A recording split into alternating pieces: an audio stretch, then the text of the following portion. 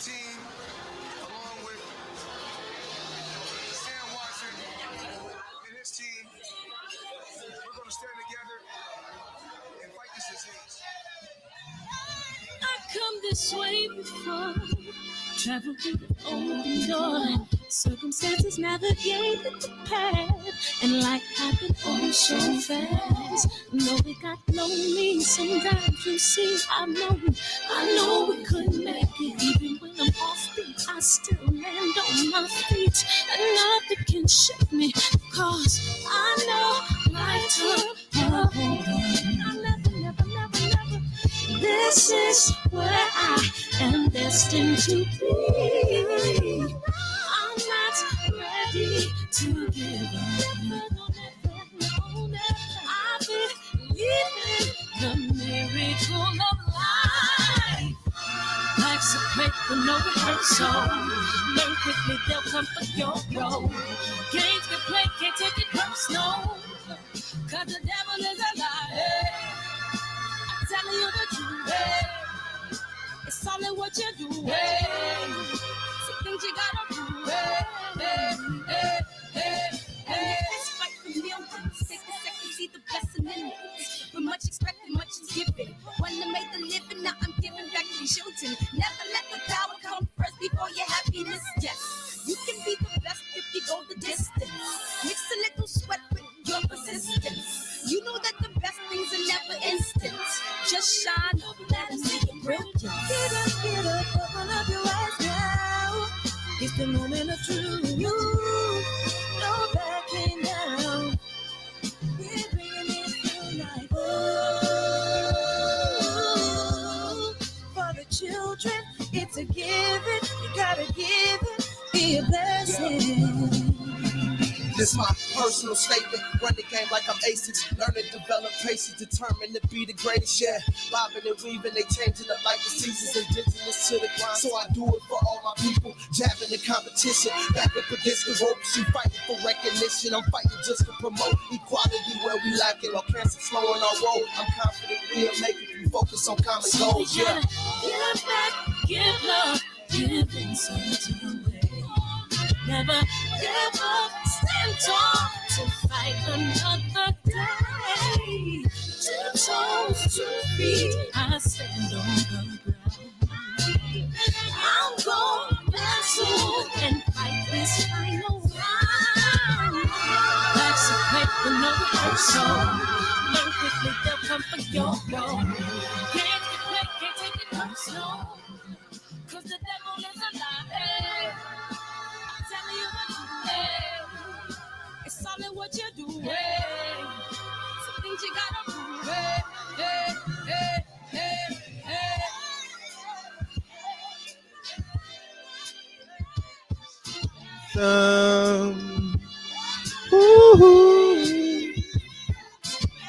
Richie Rich, love is the word. EXO, what's up, man? You in here early, man? What up, Bird, man?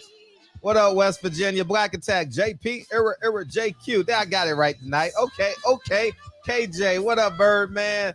Lewis Bryant, starting at guard from Lower Marion High School. Birdman, what's up, man? I got to take Lincoln to a Laker game, man. Era GJ Deem in the house. Jeff Smith, Corey Lee, boxing, Usyk all day. What up, Don ZB, West Virginia, MJM, Fox. What's up, AJ? Frederick Williams? What's up, big homie? Idris, man. What's up, Unique Don? How you doing tonight? Hey, it's funny how when you talk to a woman subconsciously, like your tone just dropped. Yeah. I tried to catch it. You know what I mean? I tried to catch it, Lorenzo, man, but I couldn't catch it, man. You know what I mean? That's just the player in me. You know what I'm saying? But anyways, man, let me play the trailer. Mr. Simpson is already in. I'm going to play the trailer, then we're going to get on with the show, man. Click the link that's pinned and, watch my latest movie, man. Why not? Is what? I said Malcolm alleged that some of Elijah's women were underage secretaries, and can you expound on that? Yeah, well, I guess they were, because they were there. I seen them. I seen it myself. It's all true. It's all true. Good evening, messenger.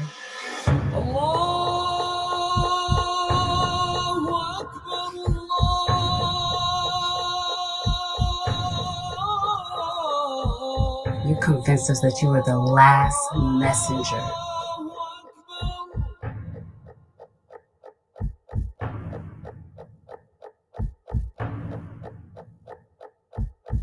How many other bastard children do you have?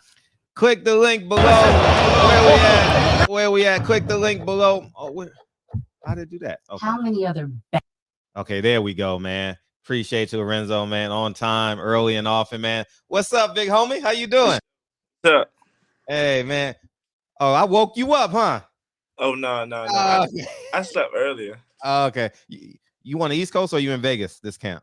No, I'm in the East Coast. Oh, okay. How's it like cutting weight and all that over there this time of year? Is it hard? No, the gym be hot. The gym be hot. Okay. And you're fighting November what? November 6th. November 6th, man. In Atlanta? No, Baltimore. Baltimore. Oh, you're headlining again, yeah? Yeah. Okay. I remember Blue Blood covered you down there when you headline. You knocked the guy out in the first or second round.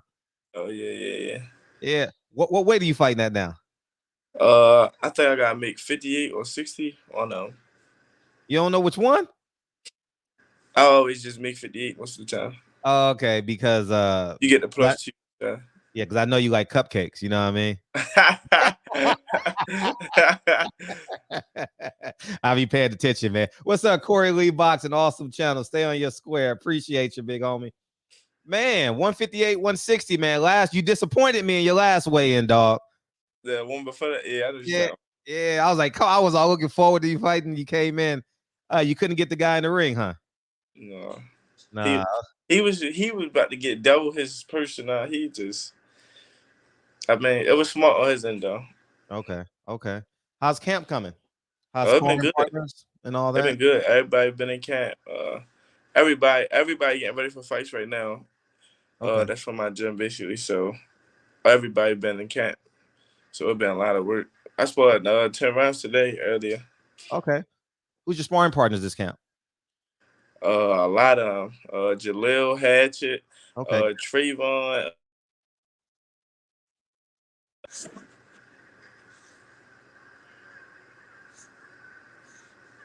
I forget Trayvon. My bad. I forget Trayvon last name. Keyshawn. Okay. Oh, Keyshawn. A lot of Ramos. Damon Nicholson. Everybody been in camp. Okay, and you're still with Coach Calvin Ford, yeah? I can't hear you. Can you hear me now? Oh, because someone called you. You gotta. I'm gonna beam you out and beam you back in. Now, can you hear me? No, I still can't hear you. Because someone called you. Let me try right now. Can you hear me now? Let's see. Can you hear me now? This sounds like a Verizon commercial. Can you hear me now? No. All right, what did I'm supposed to hit? I'm gonna kick you out and then come back in. Now just come back in, and I'll because every time. I appreciate you, West Virginia, man. Thank you, man. It's the greatest short film ever created, man. I guarantee you that. We're in the Topanga Film Festival this week.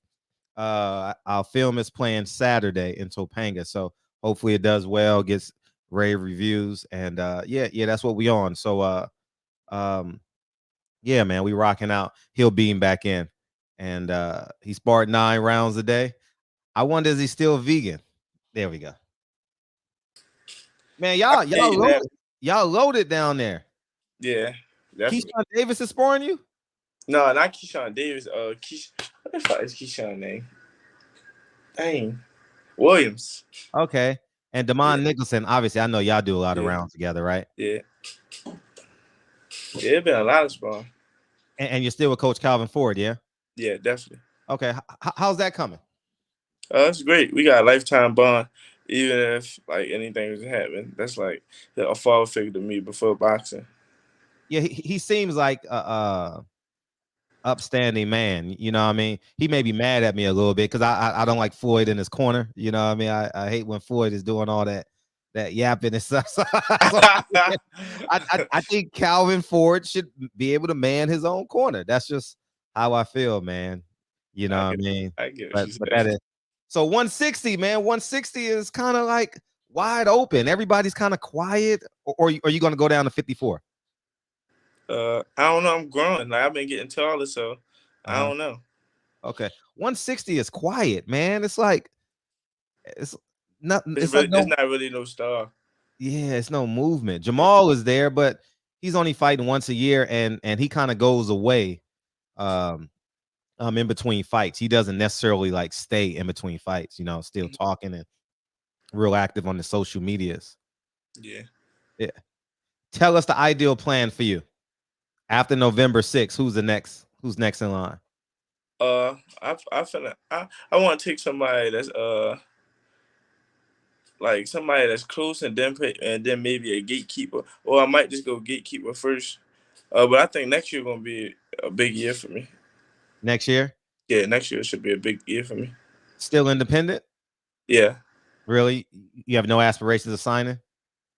Mm, if I get a network deal, maybe. But other than that, Oh, you won't sign with a promoter. You'll just go straight yeah, to work. yeah, Yeah, that's definitely the smarter way to do it. You know what I mean? yeah. It's funny you say that, and I'm not pinning you in the corner, but I'll be like, I'm not even gonna say it, dog, because I'm not even gonna say I'll tell you off camera, man. It's your time to shine, man. I'll definitely tell you off camera, man. But yeah. What did you make of Jermall Charlo's last performance against Which Montiel? one is that? That's this big one or the little one? The big one, 160. Yeah, he fought Oh, I Montiel. went to the fight. Oh, you Oh, did? yeah, I went to the fight in Houston, right? Yeah, in Houston. You went? Yeah, I went. How was that? It was cool for me. I think he didn't think that guy was gonna be that good, and the guy surprised him. But he kept getting up. He was fighting. He surprised me. I never knew who he was. No, I never knew who he was either prior to that. I think it was very unexpected, and that's what I take of it. He just didn't expect him to come like that. Facts. Still vegan?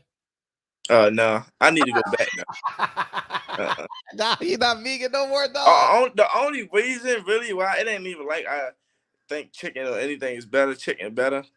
It's really like I be in Vegas and Baltimore. So when I'm in Baltimore, it's not too much to like. It can't much to eat for real, and I'm a late person. Mm-hmm. So if I work around 1 in the morning or like 11, 12, it's not nothing really for me to eat after 9 o'clock. So it's just like that. Like and then when I'm traveling back and forth, you don't find that much stuff to eat. Oh, so you gave yourself an excuse. Yeah, I'm gonna get back. I'm definitely gonna get back. I'm definitely gonna get back because when I was vegan, I'm talking about weight was so easy. Man, isn't it? Because I was a vegan for 10 years, so I know it was like so easy. It was like I couldn't even really gain weight too much. Mm-hmm. Facts. I better not see you partying down club downtown. I'm hitting Kenny up and we going to spar. Hey, what's up, West Virginia? I just emailed you the link, so you'll be good. You got it. Why you didn't go to Vegas this time around? I just wanted to stay home, Coach Calvin. My little brother started school, so I wanted to be there for that. And I just wanted to be home this time. I needed that right feel back, and I'm like loving it. Like just that whole inner city, figuring out why you started, stuff like that. Right. What'd you make of Wilder Fury 3 this past weekend? Epic. I really loved that fight. Really? I don't know if the other people, but I just think the fight it was like funny, it was like entertaining, and it was good. Take your time and elaborate. Wilder really made it that far. He really don't have boxing skills for real. Mm-hmm. If you really think about it, like people might not want to say it for real, but he really can't box for real. Like you get what I'm saying? Like he ain't really like slipping and countering. Like he on basic training for real. He made it that far. He a Hall of Famer. He made it that far with a great right hand.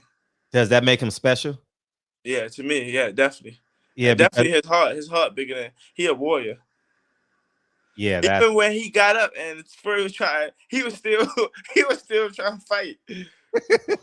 man. Wilder is his mindset Yeah, is yeah, is yeah, definitely definitely. unbelievable. He well respected.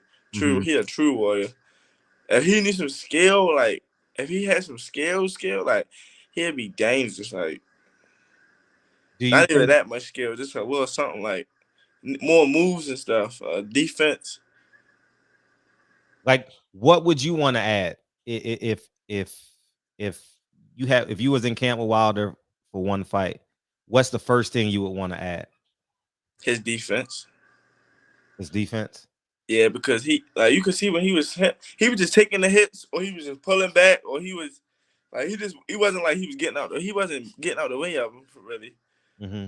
So like imagine if Wilder could counter with power like his. If he counter, it'd be crazy. You're right. The catch and shoots type stuff, huh? Exactly. Or like the roll and come back, any of that, anything. Nah, you have Even to. the punch when he knocked him down, it was like a desperate punch. It was like him getting out the way, and he just threw his right hand and he ran into it because he was over anxious. Uh-huh. And they put him down, like it shook his whole body.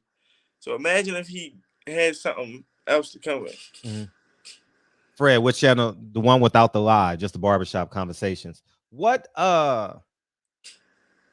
do you make of Tyson Fury? Is he is he beatable, or can Anthony Joshua beat him? Would you want to see number 4?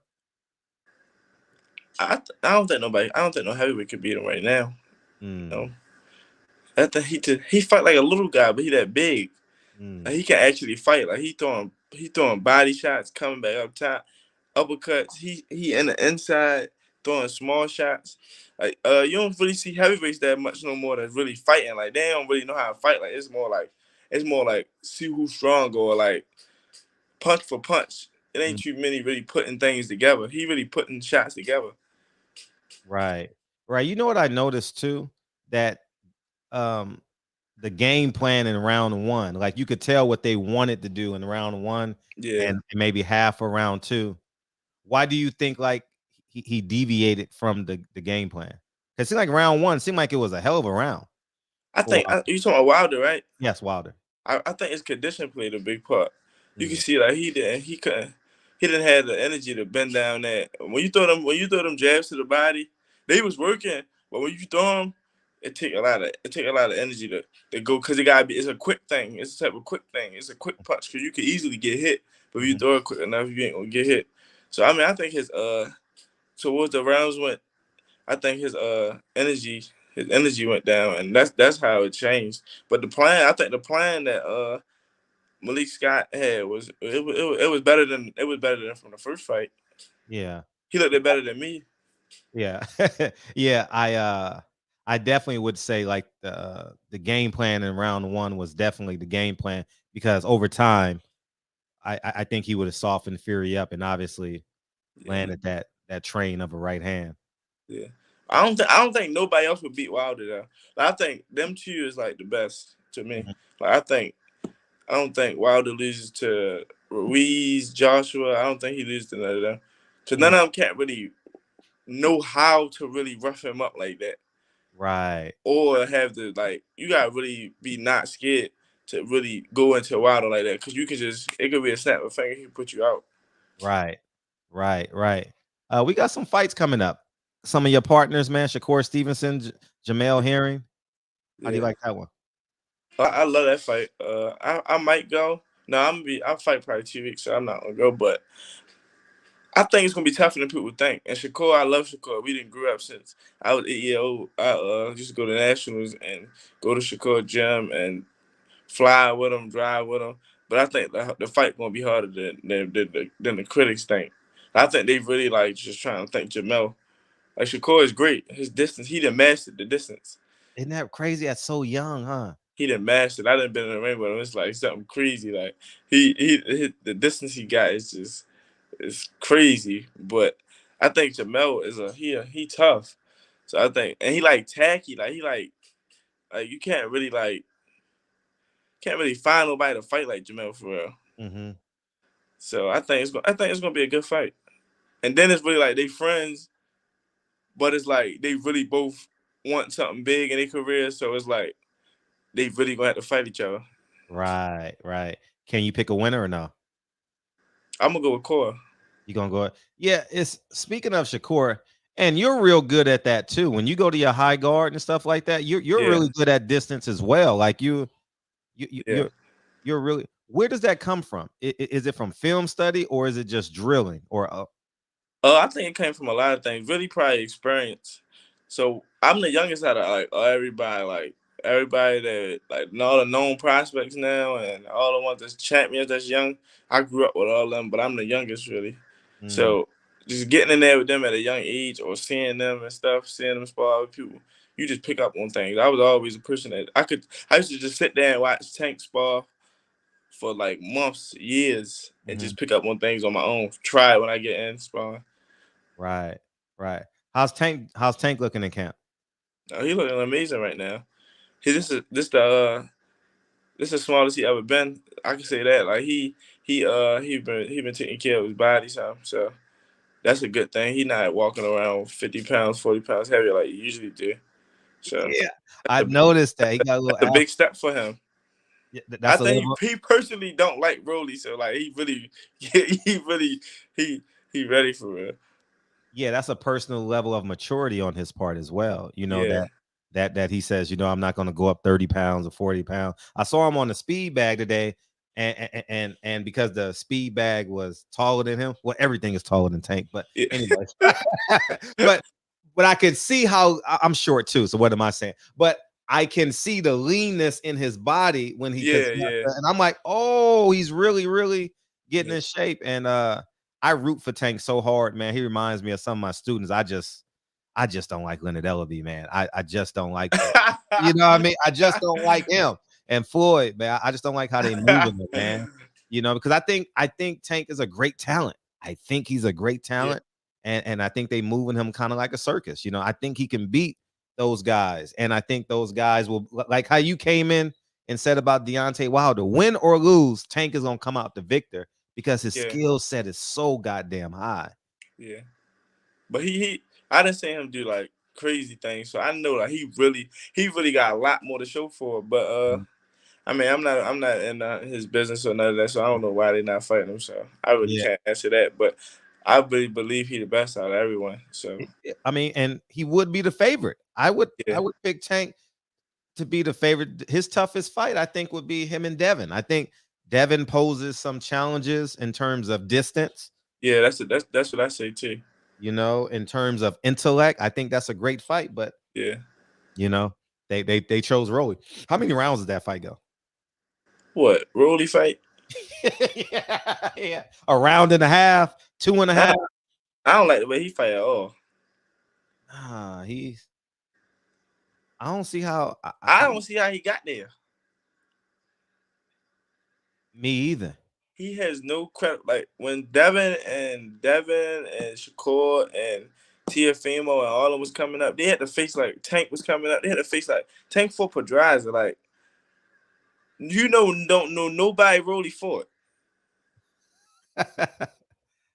for real. Like you don't know nobody. Yeah, you know what? How that happened because, like I said, they built him up to basically, in my opinion, I think they're using Tank stardom, to steal money before the holidays. I'm Yeah, being honest. he gonna sell out anywhere. Yeah, yeah, that's what I'm saying. He gonna sell out. Tank is Yeah, a big star. He's gonna do 200,000 or 300,000 pay-per-view buys, and it's gonna be a success. But people are gonna start seeing him for that. I know Tank is happy. He got the cars, he got the jewelry, but the boxing world, if he wants that ultimate respect, that person that looks across him got to have a chance. yeah.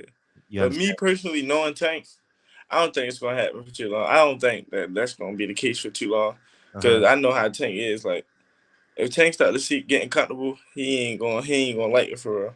So Yeah. he's don't want to fight somebody better. No, totally. And are y'all sparring?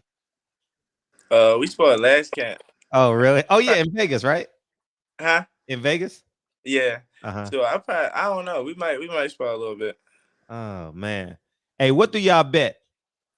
Because Tank is a better, right? He always want to make bets like on 2K and all that. Oh no, he ain't gonna bet me. Like when me and him in camp though, and if it's like competition thing, the whole gym get like quiet. Like everybody stop training. Like men will go hours. Like we would go like it's like something crazy to see. Like anybody that's there, like we go head to head, like two dogs really like scratching. Like we really fighting. In this camp, what are you like really honing in on? Some of the things that you would like to improve upon?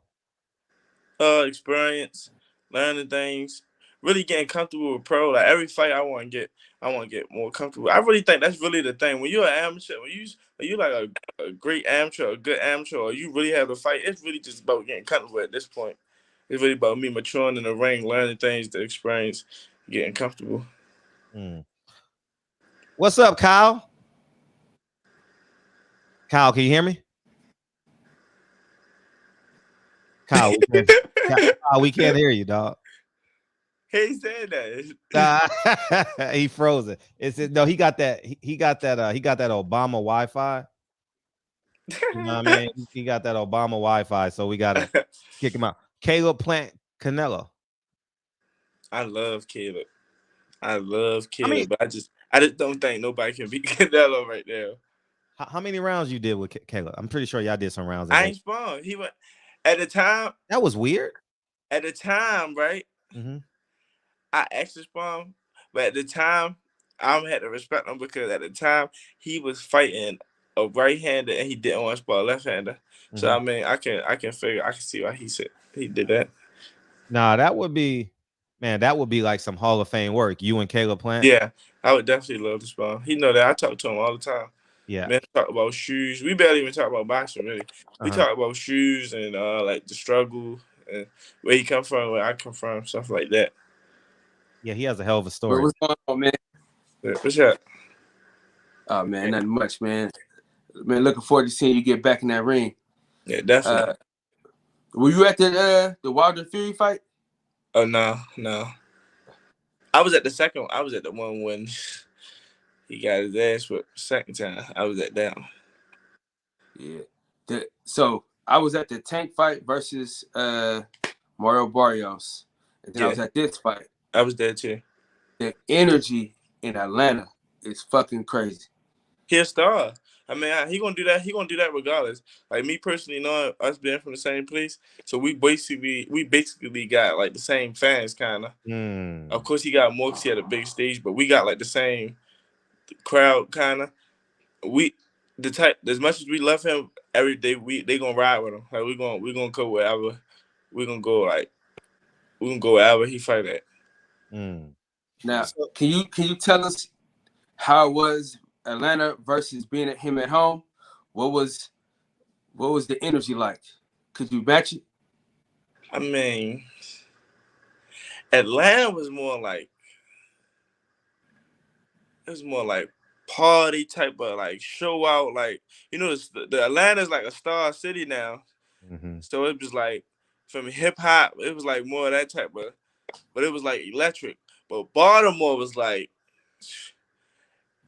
I don't think nothing else was going on in Baltimore. If you wasn't at the fight, it was like it was just like crazy. Like it was like that, like standing room, like thousands.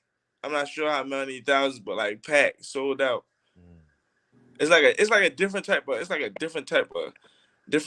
electricity. Like if you remember when Floyd used to fight in Grand Rapids, it used to be like crazy. When Floyd used to fight with Vegas, it was crazy too, but it's like a more like laid back crazy. Like it's like that. Who did you look up to in boxing? I used to look up to a lot. I used to love Pretty Boy Floyd. I really used to love Winky Wright. Like that's where I really got. I learned that by myself. I really got that from Winky Wright. Oh, the high guard, yeah. Yeah, I really got that from Winky Wright. Winky Wright, Pernell Whitaker. That's why I moved so much. It's been like been bigger than him, but I moved real good, I think, and I got that from him. But really Tank, like me and Tank, like Tank used to work with me hands on a lot because we was right hand in hand with each other. So we was like, as he learned, I was learning. So, Got that. So, Yeah, Kyle. I was gonna ease on into it, but fuck it. Listen, man, we ain't fucking with Jermall Charlo around these parts. So what happened to him? No, he Jermall cut Charlo off. is a weirdo, man. Yeah, Charlo man. is a weirdo. Not that he all cares. Am I frozen or he frozen? Fred? He frozen.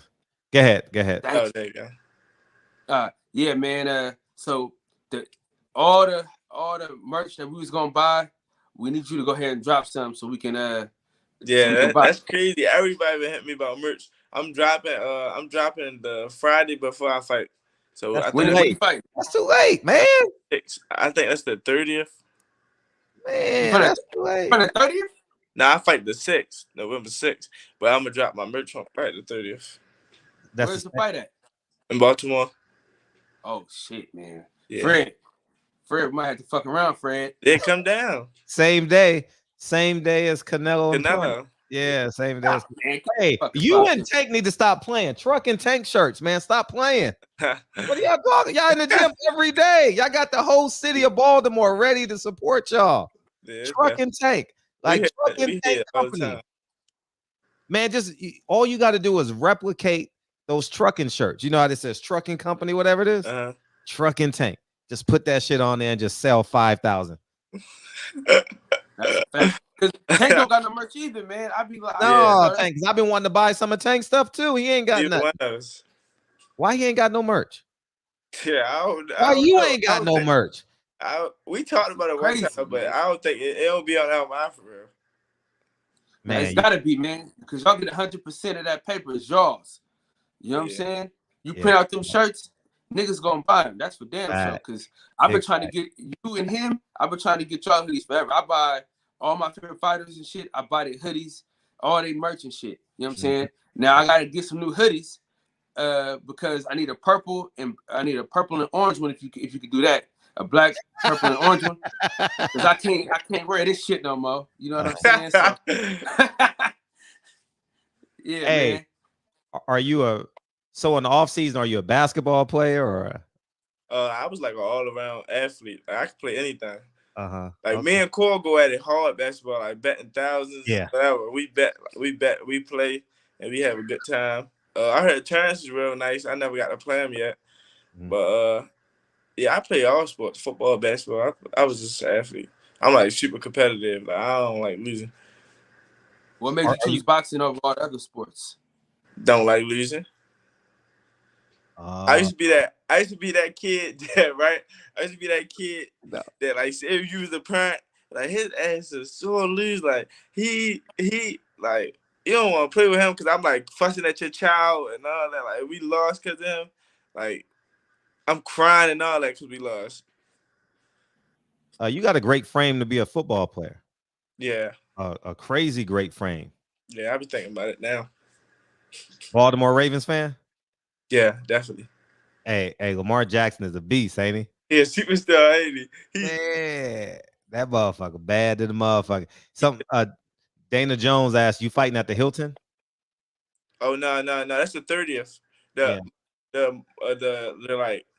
like younger people at my gym are fighting. So like Stacey Salby, Malik Warren, Ramos, Killer B, she fighting the 30th. I like her and Malik Warren. I met Malik Warren and man, Malik Warren, if he's super overrated. I mean super underrated.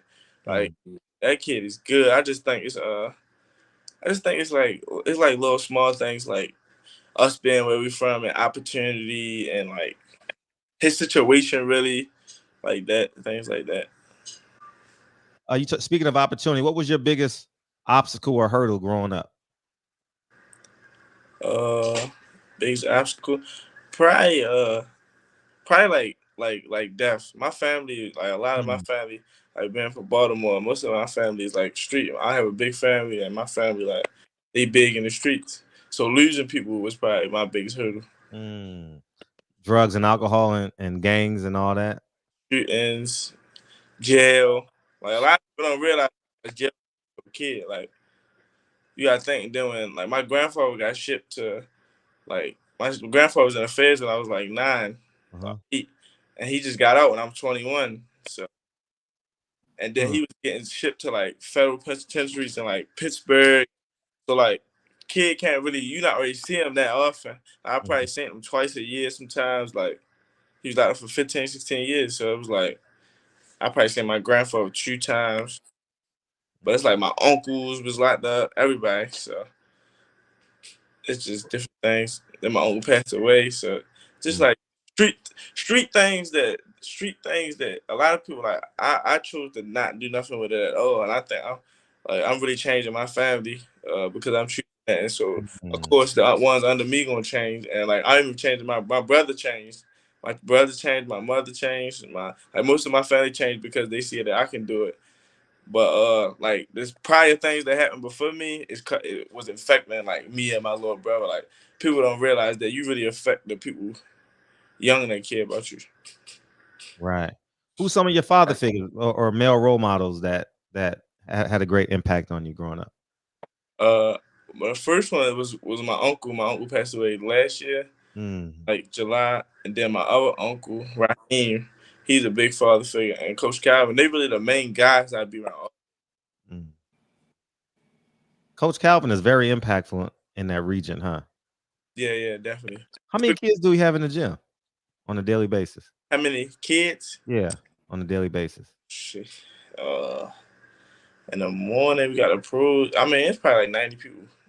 Like wow, bless us. And he know everybody's name. He can tell you everything about them. It's really a special thing. I think it's really like you know how school you get a person to tell you about something that ain't never been there. It's like he been there, so like you ain't got no choice really to live it. Like really listen to him. Like he been there, and we know he been. And he hands on, and he don't give up on us for real. Like he done been with me through thick and thin. I'm talking about wanting to quit, didn't want to fight no more, like little things. Like, in the inner city, you know how like people cry about depression and all that now. Like we was born with that, so it ain't like nothing. Right. Nothing. Like we was just saying it would be nothing, but like of course that been happening to us. And like me and Tank, when going through certain things and all that, he always rocked with us. So that's a big thing about him. How did you stay focused? What was the main thing on your mind? Being somebody, getting somewhere.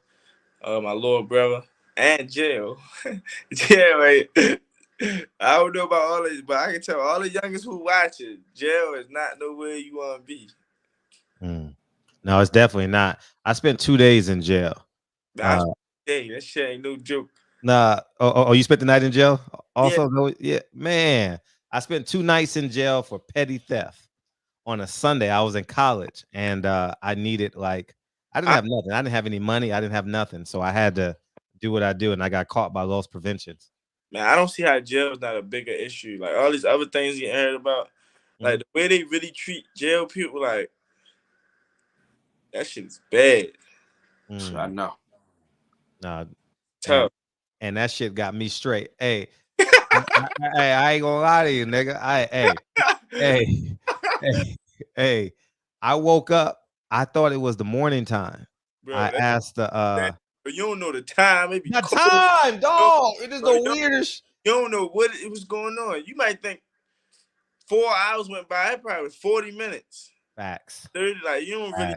It's dirty. Like it's bad. Like jail should be talked about more. Like of course it's like people who broke law and rehabilitation, but goddamn, like ain't no rehabilitation going on in there. It's like a jungle. Like it's not for him. It's like you really like an animal. Big facts. It was an eye-opening experience because I remember I asked the guard or the bailiff, I don't know what they called, and I said, "What time is it?" I thought it was like 8 a.m. in the morning. And he said, it's 2 a.m. I said, oh, shit. Yeah, man. And I wasn't going to court till Tuesday because I got caught on a Sunday. Damn. So I had to spend the night there and I had to get transferred. I said, nah, jail ain't for me. I'm gonna keep my ass in college and get this degree and go from there. Shit, because it's Me, definitely not for me. yeah, like seeing the stuff I was like stressing about from my family, I wasn't really do the same thing. Like Mhm. I seen it was no winning. Like my family had a lot of money, tons of money, and it was still no ending for like friends. Like I'm growing up, and you see like your uncle friends, you see all them. I'm talking like they passing away or going to jail, and then it's just a recurring cycle that I just didn't. Right. That I chose to not just not go. Dana Jones says, down the bookends, you get the blues.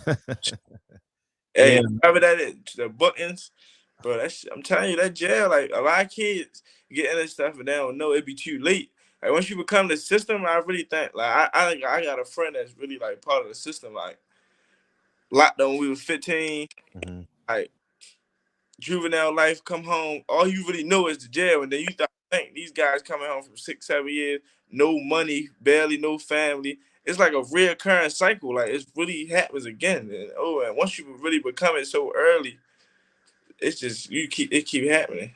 Right. Appreciate you, McMillan. Have you embraced your role in this? Like really took it on no matter the obstacles, knowing that uh family members, community members see you as a beacon of hope? Yeah, sometimes I be going through my own pain still, but Mhm. like sometimes, yeah, when I can, I give a word, but I'm definitely gonna do more as I grow. I think I'm gonna do something real big because I know how much it really impacted me as a child and as a man now too. Mhm. Yeah, Kyle. Will we ever see an all Baltimore card?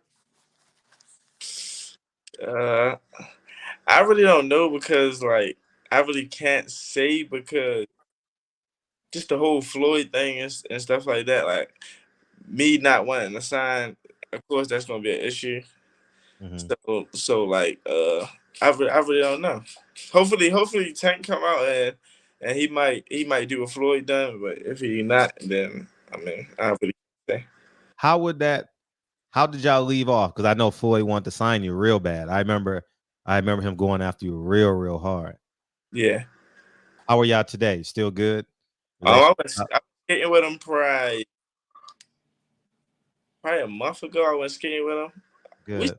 cool, but it's like you know how it is. Like Yeah. You should have signed with me. You yeah, know, it's just like, yeah. I know. I What know. made you? What went to your decision not to sign with him? uh, a lot. Just me personally, I think the people built me. I wanted to be built. That Someone up getting their car stolen. like Yeah, that's right not outside the crib. like up not upfront money and like I just know my worth really. Uh-huh. But you Oh, got so, you gotta think really though, right? If uh-huh. Floyd really wanted to take over the boxing, he could have had all of us at one time. Dude, don't get me on that soapbox, dog. He could have really had all of us at one time. Imagine me, Tank, Davin Shakur all on the same stable. All he had to do is pay. That's fucking crazy. Imagine that. Imagine that, Fred. Man, I know. Him, I know Tank, the and story. Shakur on the same fucking card, man. They didn't even recruit Shakur. They didn't even go after him. I mean, he had, but in all actuality, he was hands on with all of us first before. Yeah. He did a great job with y'all in the amateurs. I seem like because I would see him. He actually reposted you a couple of times, I think. Yeah, and Floyd Taylor, I could call him anything. I Uh-huh. can still call him now if I really need him, but like it's still that type of thing. Like you should have shot. Yeah, because you got Leonard Elby from that area, and you know what I mean. Anyways, I'm not gonna put you in a position where you got to defend your words. Kenichi Bear Truck, do you have a headphone spot? If not, we would like to talk to you. We'll send a DM. How about that? Oh yeah, definitely. DM me, hit me. DM. West Virginia, I appreciate you. You and Buzz. I saw you in the chat, but Truck was in between comments, so I couldn't reply. I appreciate you. Thank you for supporting the project, man. Imagine, damn, Shakur Tank. It's funny he didn't clean up Baltimore. He got Malik Hawkins, who is also trained by Calvin Ford, but didn't get you. That's bad. I mean, that's really different to me. Uh-huh. Can you hear me? Yeah, I heard you. I mean, I think Floyd real kind of what's the name? Because we had a personal relationship, really. But at the same time, if I feel like I'm bigger, I gotta go with what I feel. Right. Yeah. But it's like it's no love lost between us. We still hug anything. Yeah, from an intellectual perspective, he's a great asset. I mean, come on, you can't deny. Yeah, he's a maestro in that ring. Definitely can't deny that. Sean Porter and Terrence Crawford.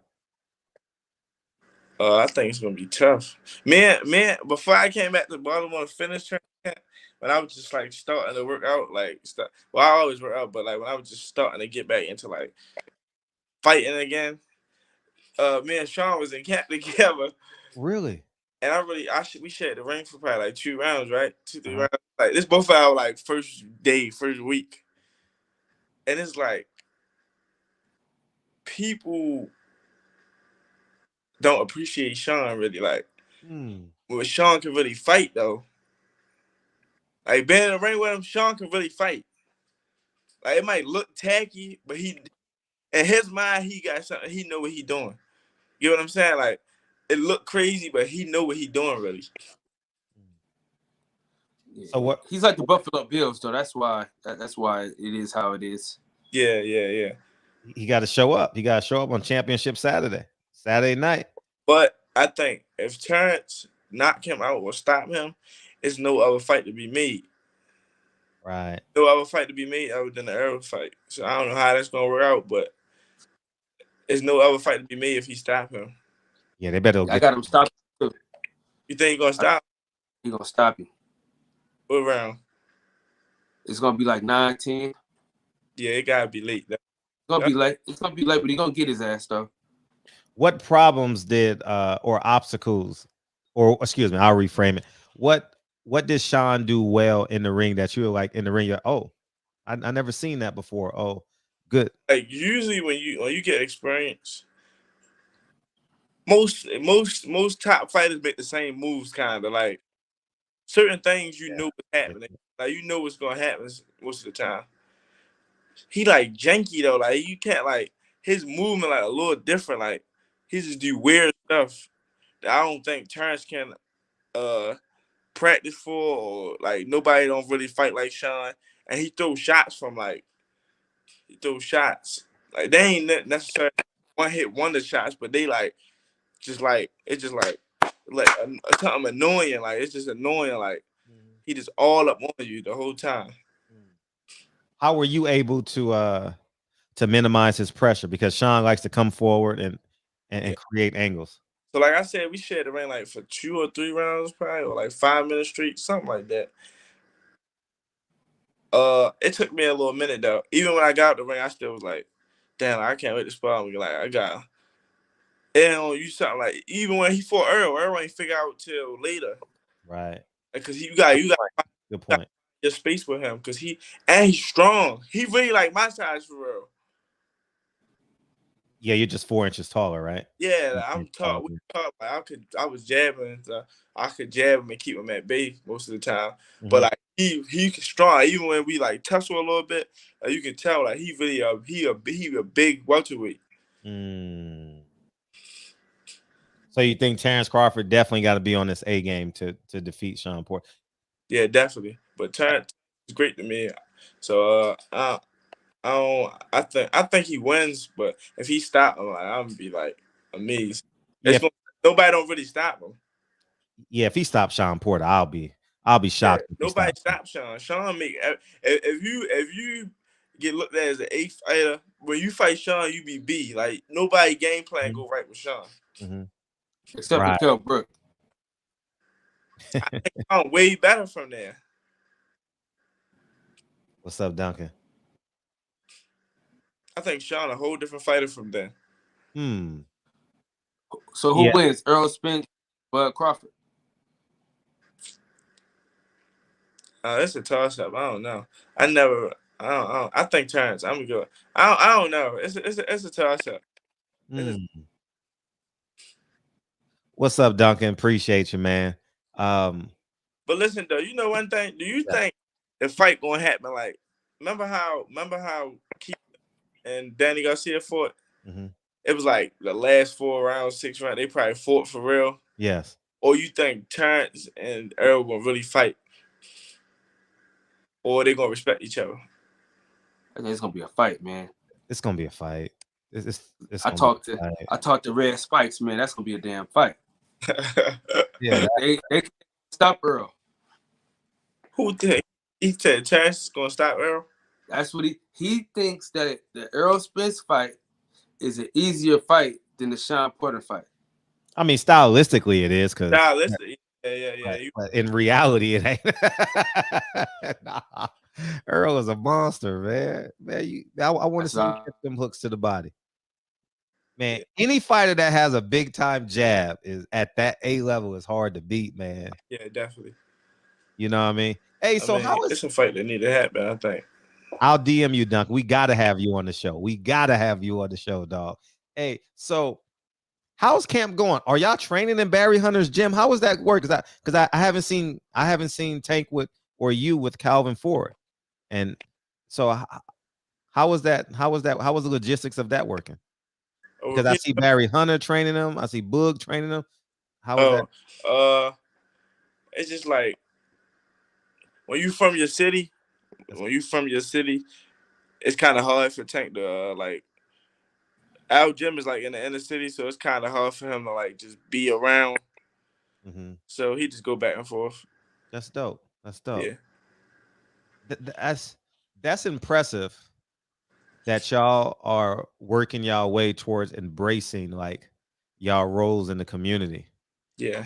You know, I mean, it's so important, man. Those kids need something to hold on to. I remember I was one of those kids that I had a grandfather who was great. And but he lived in New York while I was in Los Angeles. So it was phone calls as opposed to presence. But it's your physical presence is so important to these young kids, man.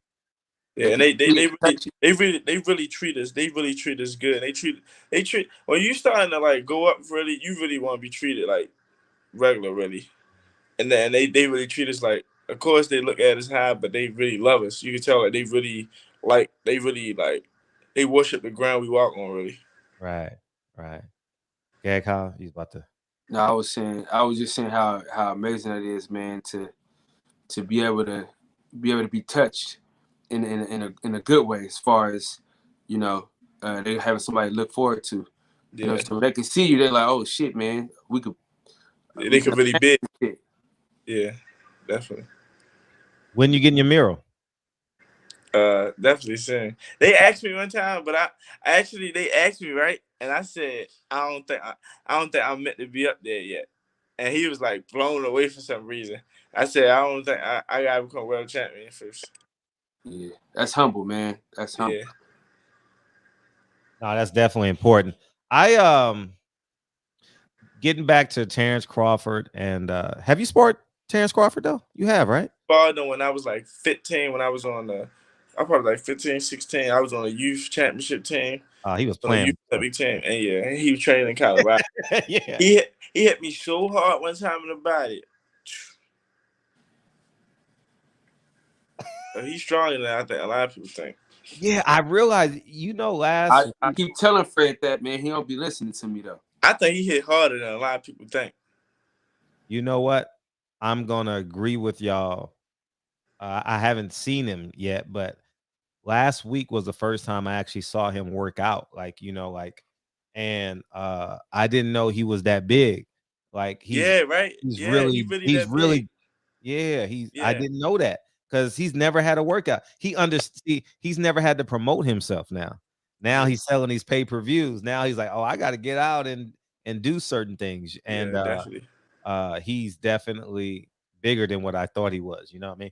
Mm-hmm. And he can probably stand.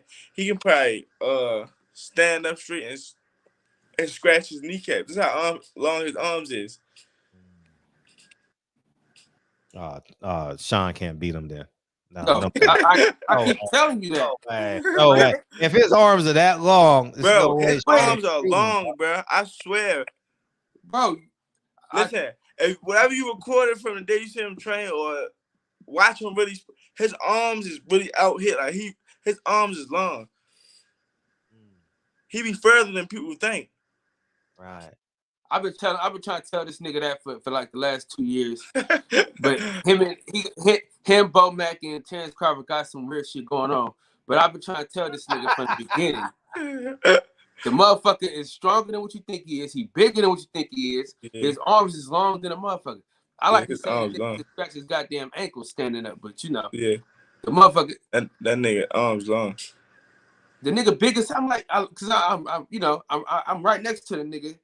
And I'm like, yo, this motherfucker is big as hell, bro. Yeah. And yeah, man, I've been telling Fred this shit for. Yeah, you can see even when he him and Earl was like doing that little talk in the hallway, like going at it. Mm-hmm. He was like kind of like taller, bigger, like kind of like Earl a little bit wider, but like he was his size. Yeah. Yeah, he was. Yeah. Yeah, Earl was known to be like the bigger guy of everybody. Mm-hmm. And I've been telling niggas the nigga was a wrestler, so he got a strong base. So that whole like being able to wrestle him down, that Sean Porter think he gonna do, he ain't gonna be able to do that shit, man. His base is too strong, man. The nigga used to wrestle. The nigga arms is long as hell. You know what I'm saying? He could switch from southpaw. I might go to that fight. Yeah, man, that's my wife. That'd be a good fight. That'd be a really good fight. That fight is made for TV, dog. Boxing wise, it's gonna be better than a lot of fights that been happening. Has a chance to be fight of the year. It's gonna be hard to, but it definitely has a chance to definitely. Because with Sean, ain't none of that jabbing for 4 rounds. All that shit is over with Sean. Y'all fighting. Who do you respect at 160? Yeah, 154. Either one. I really respect Charlo. Jermall. Yeah, just because it's power kind of. Who else? It's really open though. It's really open. I think that whole is really open. 60 and 54 both kind of open. How about the 54 Charlo? I just don't like him. Why you don't like him? Oh, he in the barbershop. Why you don't like him? No, I'm just saying, man. I love the energy, guys. I don't like the shit he be saying. Really, like he just be saying some off the wall shit. Like I don't know. I don't like him. Yeah, he a weirdo, man. Like I'm done with that dude. Like he, man. I don't feel him too much. And he's just different, man. Anyways, like then the shit he was saying with Wilder, like us being African American, like. He believed it, but that's when I really just stopped liking him at all. Like I don't like. We banned him from the barbershop, man. And we ain't never interviewing. Man, no, we can't. Yeah, man, we broke. Man, we some broke ass niggas. He called us broke ass fans. Yeah, we broke this motherfucker. Man, crazy, man. Nah, that's some weird. All this shit can be over tomorrow. He can be broke. Sure. Facts. All this shit. Like he never grew up in the hood or some shit. Like he think that. He got a little money, you know what I'm saying? He better some fucking body, man. I don't fuck with him. Man, shout out to Truck, goddammit. You know what I'm saying? Shit. How we got some other guys down there. How about it's crazy though, like they twins, but seem so much different. Like, what the hell? Yeah, Jamal's maturity level is so much more higher. Yeah, so like much they more seem mature. so different. Like what that? Like what? Mm-hmm. Yeah, see, and the funny thing is, Jermall has the temperament to keep him at bay. He doesn't even listen to him. Like, you know what I mean? Like, you can totally see when Jermall was talking to Jermall, he's just like, yeah, whatever. He's just letting him, yeah. Come on, little brother, get out of here. Like he be sunning him low key with like the level of respect that he be giving him, because he said some outlandish stuff to his wife, and I was like, That's some weirdo stuff. You don't talk to your He brother's said wife. a lot of. I mean, I done heard him say a bunch of crazy shit. Mm-hmm. He doing that. He be off that shit, man. That's what it is, bro. That nigga is explosive, bro. For real. But you think you on that booger sugar? Hey, now listen. For I ain't gonna real. lie though, Fred. As much shit as I talk about Keith Thurman, I ain't gonna go that far with that nigga because you know what I'm saying. I want to enjoy the money that I'm gonna get if I get hit by Keith Thurman. I'm not gonna be able to enjoy no shit from. You know, if I get hit by that motherfucker, I can't enjoy that money. Hey. Oh, how about Fondor? Someone's asked in the chat about Fondor. Oh, the tall one? Yeah. I mean, of course he's gonna be a hard fight because he's fucking 7 foot, but I mean, I don't see nothing special. I just see tall. He can fight though. Yeah. Erickson Lubin. Brandon Adams. My bad, Fred. No, it's fine. Brandon Adams. Yeah. Okay. Brandon. That'll be. Oh yeah. Brandon Adams, bad motherfucker. Right. I could probably fight him soon, probably late next year. Brandon Adams is a tough. Sean Porter. Yeah, definitely. Definitely a stronger version of like the Sean Porter style. Erickson Lubin. I think he's cool, but I think he can dish it, but I don't think he can receive. He's a highly skilled fighter, definitely. Yeah, but I don't think he can. I don't think he can receive. Every time he really get there, getting hit, and it's like throw him off for real. How about J-Rock? J-Rock just lost this weekend, dog. Dude, he didn't really lose. Though. I ain't even see though. That's the crazy thing. I ain't seen. Nah, J-Rock lost, dog. Like I love J-Rock. I heard he lost. Nah, I'm a big fan. Y'all know how much I love J-Rock and Breadman and them, but I can't. Me and Breadman have a real honest relationship. Y'all watch the Berlinga fight? I didn't. I left on that fight. I ain't see it neither. Nah, he tore his bicep early though. He tore it. Yeah, he tore his bicep. Yeah, that's why he couldn't get dude up out of there after a while. Oh man. Yeah, it's gonna be a tough recovery. But J-Rock, man, that's that was shocking to me. That was real shocking to me. That was real shocking to me that he lost that fight. He lost to a journeyman, you know. But that speaks to the inactivity. I was damn. Definitely. Yeah, I don't even think he switched trainers or something like that. J-Rock talk all the time on Instagram and stuff. I don't even think he was training for that long. No, he wasn't because and this is just me using my common sense because he was with Fury's trainer, Sugar Hill. He was with Sugar Hill, and then next thing I know, 2 weeks before the fight or a week before the fight, he says J-Rock's team is back together again. So I know it was a short camp, but even with the short camp, he still should be able to be mature enough to fight a guy that's 12-4. I ain't see that. I heard he was doing good early. Yeah, first 4 rounds, he looked really good. He looked really good, sharp, countering, fighting on the inside, real slippery, catch, shoot, you know. Anyways, Isaiah want to come in and holler at you. What's up, Isaiah? Isaiah. Oh, well.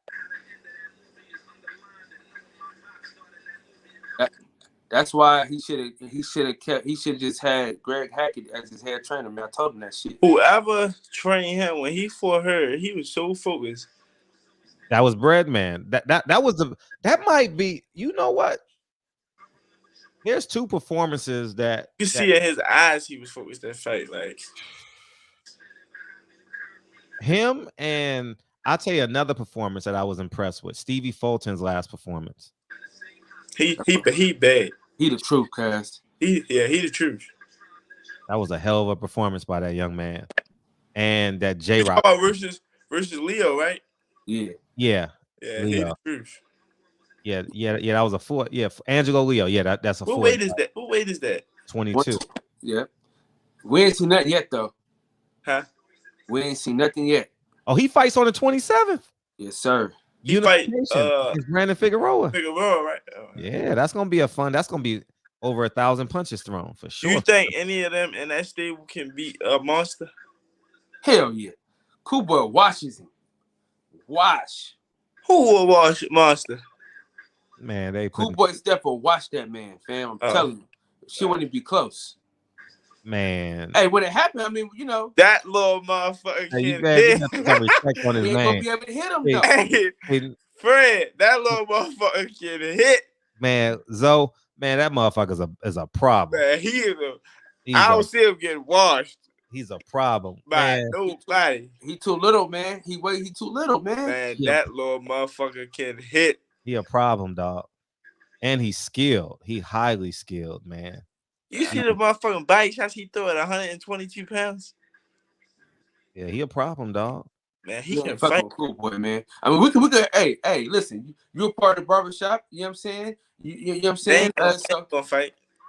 Okay, I was gonna say because we could do a friendly wager. You know, I'm all we for can. bets. But they ain't gonna fight. That fight will never top rank, and that'll never happen. Should have never happened. Bob Arum got to keep that Asian money coming in. You know what I mean? It's definitely it's not that much money into that fight, so it ain't gonna happen. Facts. Isaiah, you back? Isaiah. All right, fuck it. Peace. Yeah, but that Stevie Fulton's performance and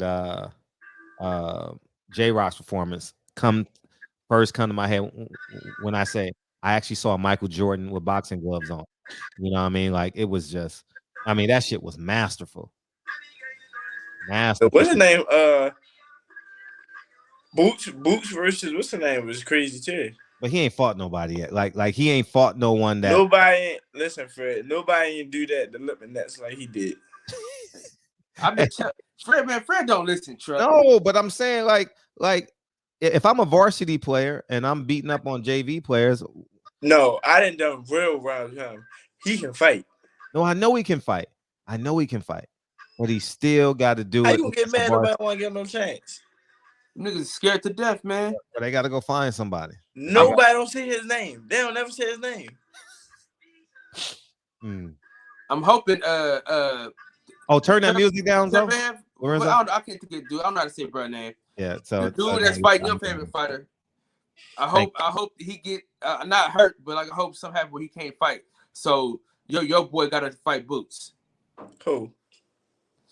Fred he what's the nigga name, man, with the hair? Jermall James. Yeah, he like Jermall James a lot. And I keep telling him he getting every Boots, he gonna die. Jermall James, man, he my dude, man. He's my favorite fighter. He's my favorite fighter, man. He's gonna die in the ring. Boots will beat Ugas right now. No question. He'll smash Ugas. Man, come on, man.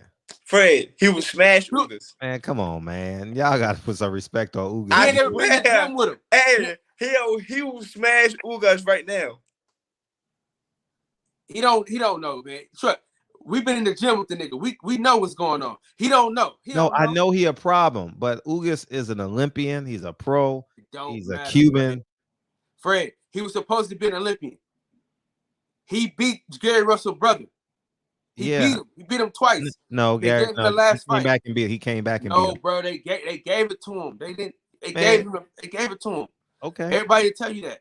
Okay. He will smash. Of course, they gonna say that in his gym, man. Come on. No. This ain't just his gym. This is everywhere. No, I'm high on Boots. I'm just saying, Boots can't go from Chris Van Heerden to saying Ugas. Come on, man. He will smash Ugas. He will stop Ugas at 9 or 10. Well, if I told you who he was watching and sparring, boy, you'll believe me, Fred. If I tell you who he was watching, put in the private chat. Put in the private chat.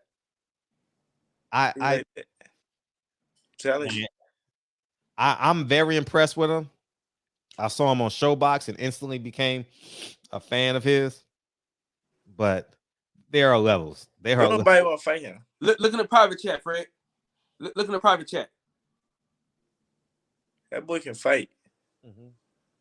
Yeah, Ugas ain't that. But Ugas is not that kind of fighter, though. He doesn't wash people in sparring. He's just consistent. He stays on the railroad tracks. Fred, what kind of bet do we want to take? This boy crazy Truck, man. No, I didn't say he can't beat him, but I'm saying y'all saying wash and he won't stop him. Stop him. Easy. He will stop Ugas. Man, it's a fight, man. Ugas ain't going out like that, dog. I'm telling you. Ugas ain't going out like that, dog. Y'all putting too much on it, man. Ugas is a pro, man. Ugas, man. Well, he's fighting a guy. Ugas, he's fighting a guy that was a Floyd fighter coming up. And he's a tough journeyman. He's Puerto Rican. What's his name he's fighting on the 30th? Thomas Delorme. Thomas Delorme. He won't make it past He trained with Ugas. Yeah, he trained with Ugas. They do have the same trainer. He won't make it past 6. No, I know that. I'm just saying, like, that's a good, like, that's good. I just respond to Delorme. He gonna smash Delorme. I remember everybody saying that about Broner. I'm the same comment, same thing. Broner can do this. Yeah. Oh, yeah, Kyle. I don't know if you do that. But hey, Fred, you gonna be honest? Because nobody can fuck with Broner when he was focused. 35, he was a bad man. He really that little though. He really like tank size. Fred, you've been around Adrian plenty of times. Adrian never was meant to be a 147 pounder. I agree. He's really that holding his own. At 147, he be holding his own. Well, he's really that small. 140, 135. Couldn't nobody beat Adrian. 135, yeah. I agree. He was a bad man. And he was and no disrespect, but he was in the Mexican division. 135 is like caps off the Mexicans. You know what I mean? And Asians and you know what I mean? You get to 140s, you fight the niggas. You know what I mean? 140 and above. Look at DJ's look at his comment in the chat, Fred. No, I know all that. I'm not saying it's not true, but man, listen. Hey, Fred, I've seen it already. I've seen it. Yes. They let him fight. What's the name? We're gonna sit next to each other. They let him fight Ugas. I'm trying to tell you, I told you. No, I'm not saying he can't beat him. I'm just saying hold your horses. Ugas, Fred, you know what you gotta do? Yeah. Come down here when he in training camp and watch that boy spar. He one of us. He like us. Uh-huh. When I be going to spar to people that people say nice, if I got the round, like, oh, dang, it's hype. He like us. I'm talking about, man, he was toe to toe. I'm talking like, it is what it is. Like, we willing to die. Really? He really that, and he hit too. I told Fred, listen. Well, that's what they were saying about you when you were in the amateurs. That's what I remember people saying that about you. Exactly. You know, he really can fight. Mm-hmm.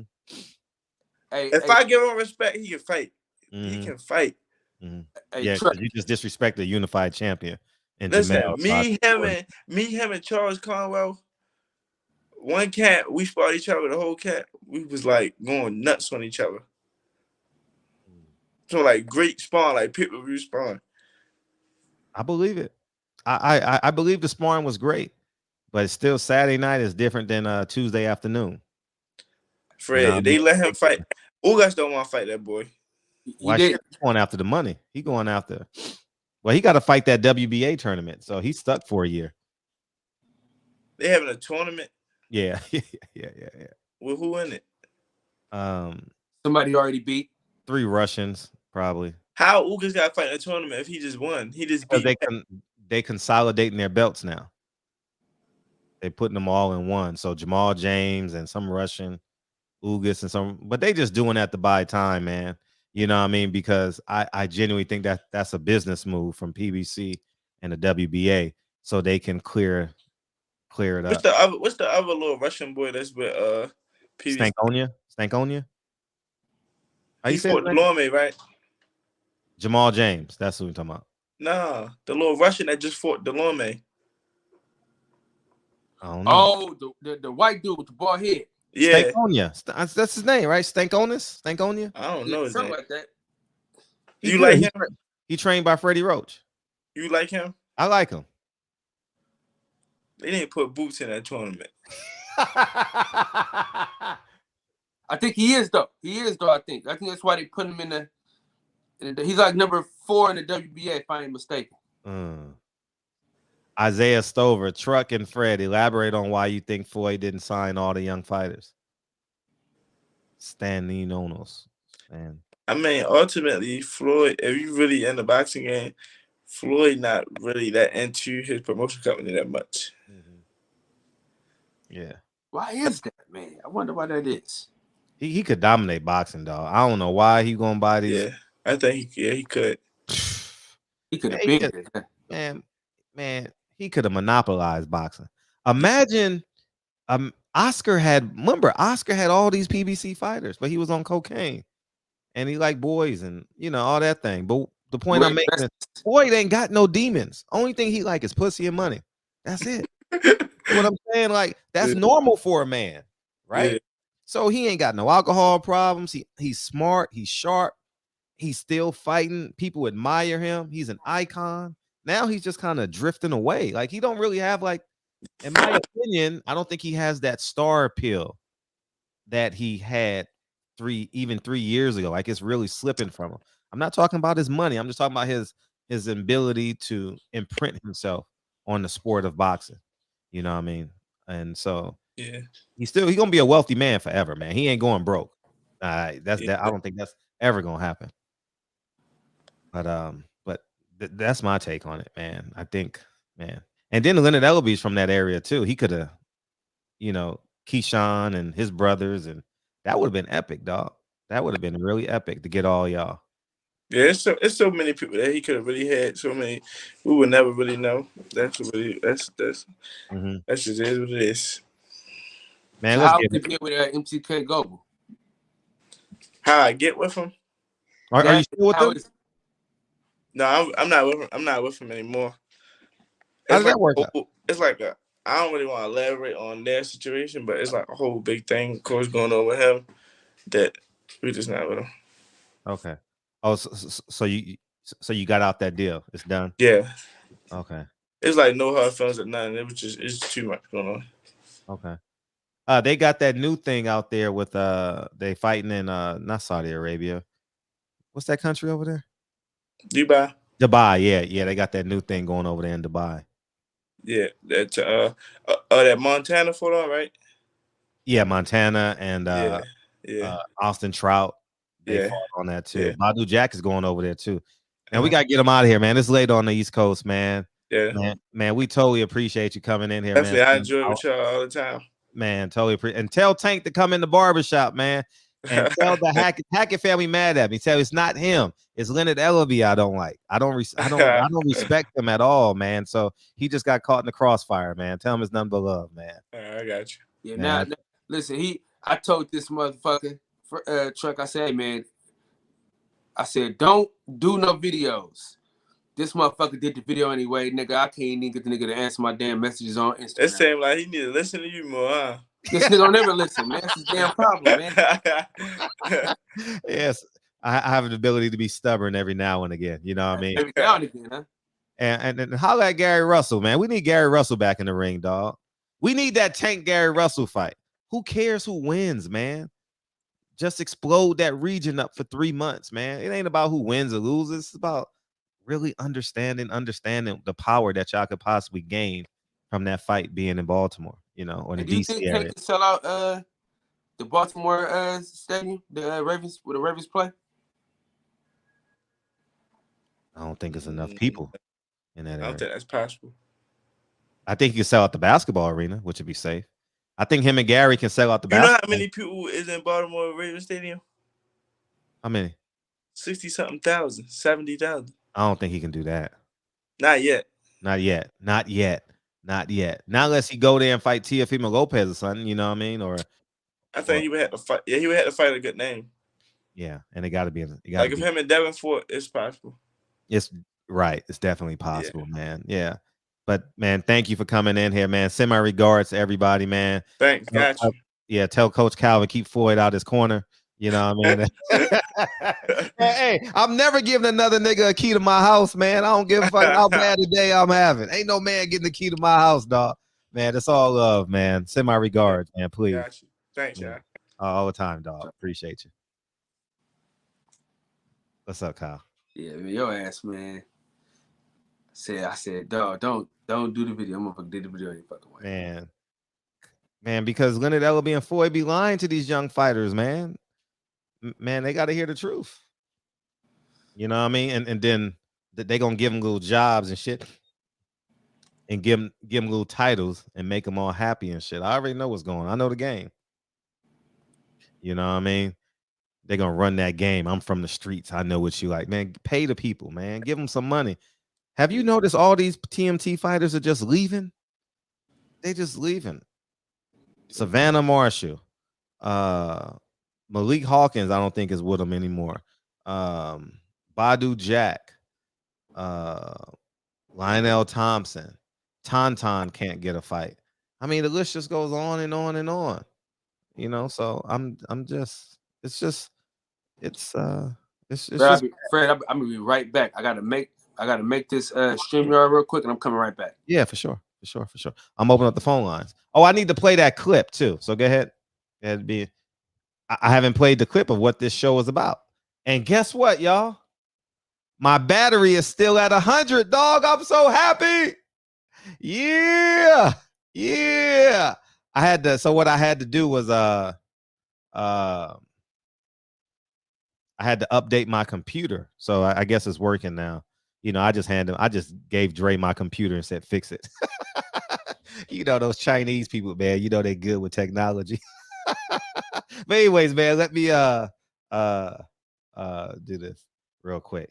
I need y'all to really, really pay attention, okay? And oh damn, I can't share it. Damn it.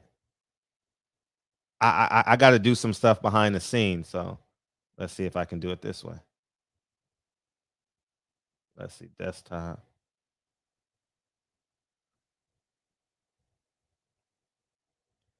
Let me see if what's the title of it? 245. All right, see if this works. Never mind, Wolf. There's respect. You got me fair and square tonight, that's it. I respect because I'm a man. Don't show sport. Don't show by force. You're not fair and square. Listen, I've never cheated in my life. Listen, I've never cheated. Oh, damn. Look, I didn't know I can do this. I can actually do this on the screen. Listen, I've never cheated in my life. I play fair. Now listen to Shelly Finkel. You got to really... I play fair and square. He's got a bad hatred towards me. I don't know why. He says, did you hear me say anything about cheating? All right, here we go. Listen, pay attention. I play fair and square. He's got a bad hatred towards me. I don't know why. Look at him. I don't like this shit, man. Did you hear him? He says, did you hear me say anything about the cheating? Listen. Only thing he didn't say was cheating. Listen. Listen, I've never cheated in my life. I play fair and square. Listen, I've never cheated in my life. I play fair. He says, I've never cheated me whole life. Did you hear me say anything about it? Man, this fucking clown ass motherfucker, man. You're not fair and square. Listen, I've never cheated in my life. I play fair and square. He's got a bad hatred towards me. I don't know why. Man, suck ass nigga, man. Dana Jones, MGM Grand, 75,000 at the bank. The MGM Grand, I think they hold 2,500. 25. He said he's never cheated. I'm like, what are you talking about? You've never cheated. That makes no sense. Oh shit, I can do full screen too. Oh, okay, it just moves over like that. Okay. I'm learning at the same time, y'all. So I'm getting fascinated by this. Okay. All right. That's cool. So now I can just download the videos. That's perfect. I'm gonna play it one more time so we can hear it, so y'all can hear it. Listen, I've never cheated in my life. I play fair. I've never cheated. Did you hear me say anything? This motherfucker, man. Anyways, man, that's what it is, dog. So that's him.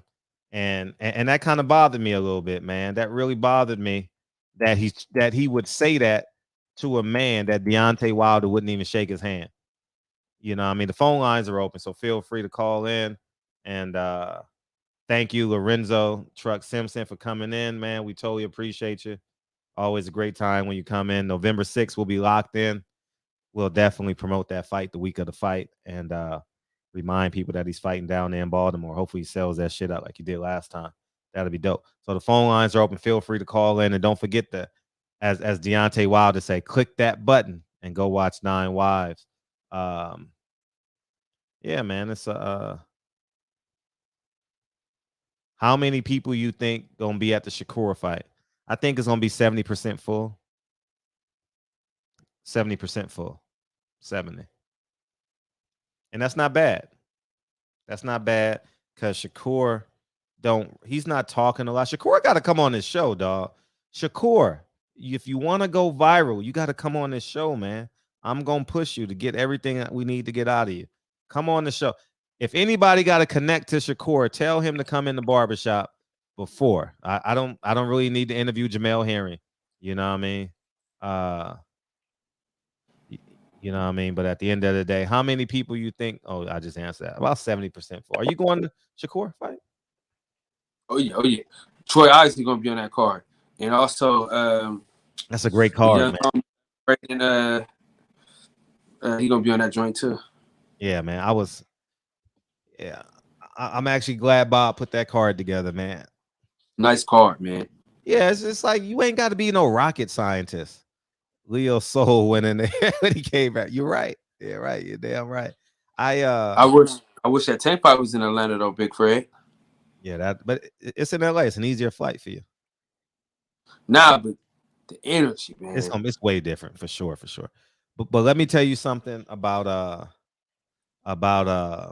Tank fans travel like Earl Spence. No, that's for sure. Although New York was closer, that undercard fight with the Adrian Broner main event, Tank Davis fans went crazy. No lie. Hey, I ain't gonna lie to you, Fred. LA, the fight scene is better than Vegas. You think so? Well, Vegas is exhausted, man. Vegas is like, yeah. I don't know. I'm not going to a fight for a minute. It might have been the people that was there. You know what I'm saying? The Philly fans were hella weird, wearing dresses and all type of weird shit. Maybe that was the thing. Yeah, I definitely need Tay Jones to come in here. Tay, where you at, man? I need you to respond to that Sean Porter shit. I saw your video. I want to watch it, but obviously I had to go live. I've been told you, we've been to use a fucking joke. Man, that's awful, man. He would say something like that though. Like that's like how come these fighters don't understand? Deontay Wilder makes your job easier. It's like me, right? When I don't like a video by someone in the LDBC or anybody else, new media, or I just let it go. I don't get on here and be like, Boo Bud said, salute too many times. Hey, the reason why that's funny is because when I have y'all on in the house, like I have y'all on my TV and stuff. That's why I can't comment in the comment section because I only have the computer in here and I got to be outside with the kids. So I have it on the TV or on the Bluetooth and shit. And she always walks by Boo Bud and be like, thank I appreciate that, Duncan. That's that salute guy. Because she can see y'all face. She knows y'all faces, don't know y'all names. So that's funny. But yeah, man, and that's basically what these fighters are doing. Sean Porter, man, just be quiet, man. You know what you should have said? Man, Wilder set it on fire. I gotta come back November 20th. And I gotta upstage that. November 20th, I'm fighting the best fighter in the world. Yeah. I gotta get the baton from Deontay Wilder. He should have said something like that. Man, these guys don't know how to promote. They just dingbats, man. They just don't get it, man. And then they be mad at a person like me who be like, no, idiot, that's not how it works. It don't work that way. Deontay Wilder has all the fans. It's real simple math, man. And it's not even about code. It's about common sense. You wouldn't talk to your mama that way that's giving you lunch money every day, right? Right. But Fred, according to him, he the reason why the fight sold out at Staples. I'm done. Don't forget that makes okay. I'm done then. I'm done for sure. Yeah. For sure. So you're wasting. And the Bible says, "Don't waste the pearls on the swine." And that's what you're doing now. Fuck what he talking about. You know what I'm saying? That's why he got his ass beat, and he'll get his ass beat again. You know what I'm saying? You Muslim? Yeah, I'm saying you Muslims or something. Hey, What's up? Fred, Yeah. that motherfucker going to sleep. The phone lines are open, y'all. So holler at me. I'll holler at Kyle. You know. Hey, Fred. Yeah. Nigga, I was about to buy that stock, nigga, and then my brother was like, "Oh, it's closed right now. We gotta wait till the morning." And shit. No, tomorrow's Friday. Yeah, tomorrow's Friday. Oh, boy, don't scare me, boy. You scared the shit out of me. Hey, listen, I'm finna buy some because you know what I'm saying. Every time you say buy some shit, it always go up. So I'm a trust in you. Let's see where it's at. No, I just like giving away my plays, man. You know what I mean? I'm minus 11 cents a share right now, so I bought it at 1975, but that's gonna take a couple of days. So I'm already knowing because it's gonna jump on up. It's gonna make $1, maybe $1. You know, but now if it makes $1, how much do you make off of one share? One share $1. If it goes up $1. Oh, okay. So one share is right now it closed at 1964, right? So oh, it went up already. Well, it depends on where you bought it. I bought it at 1975, so I've lost 11 cents. I'm looking at it right now. So man, it was at 1917. Yeah, so I gotta hurry. You should have bought it at 1917. That was a good deal. Yeah, nigga, shit, that was closed, nigga. I, as soon as I seen your post, nigga, it was too late for me.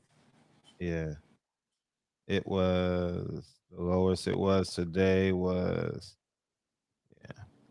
1964. 1961 was the lowest today. It was, but yeah, man, it's gonna do well. It's gonna do well. I'm buying some tomorrow. That's for damn sure. I told y'all to buy AMC stock last August. Yeah, man. Listen, listen, man. I be so leery of this shit, man. But you keep winning, so I'm like, man, well, shit. He keep winning. Let me just fuck it, man. I'm gonna just go try to do some shit. You know what I mean? Listen, man. What's up, Tay Jones? Big dog. What's up? You were looking for me, bro? No, hell no. Skippy. Yeah, man. Let me get this off screen, dog. What's up with it? No, we talking about that. We talking about that bad dressing ass Sean Porter with them. I'm about to watch your live as soon as I'm about to hit these streets when the show ends, so I'm gonna listen to your live. Look at you in the streets. Man, I'm just going to go pick up some shit so I could make it easy for the handyman tomorrow. That's all. Oh yeah. Hey, look, you see I'm able to share shit now.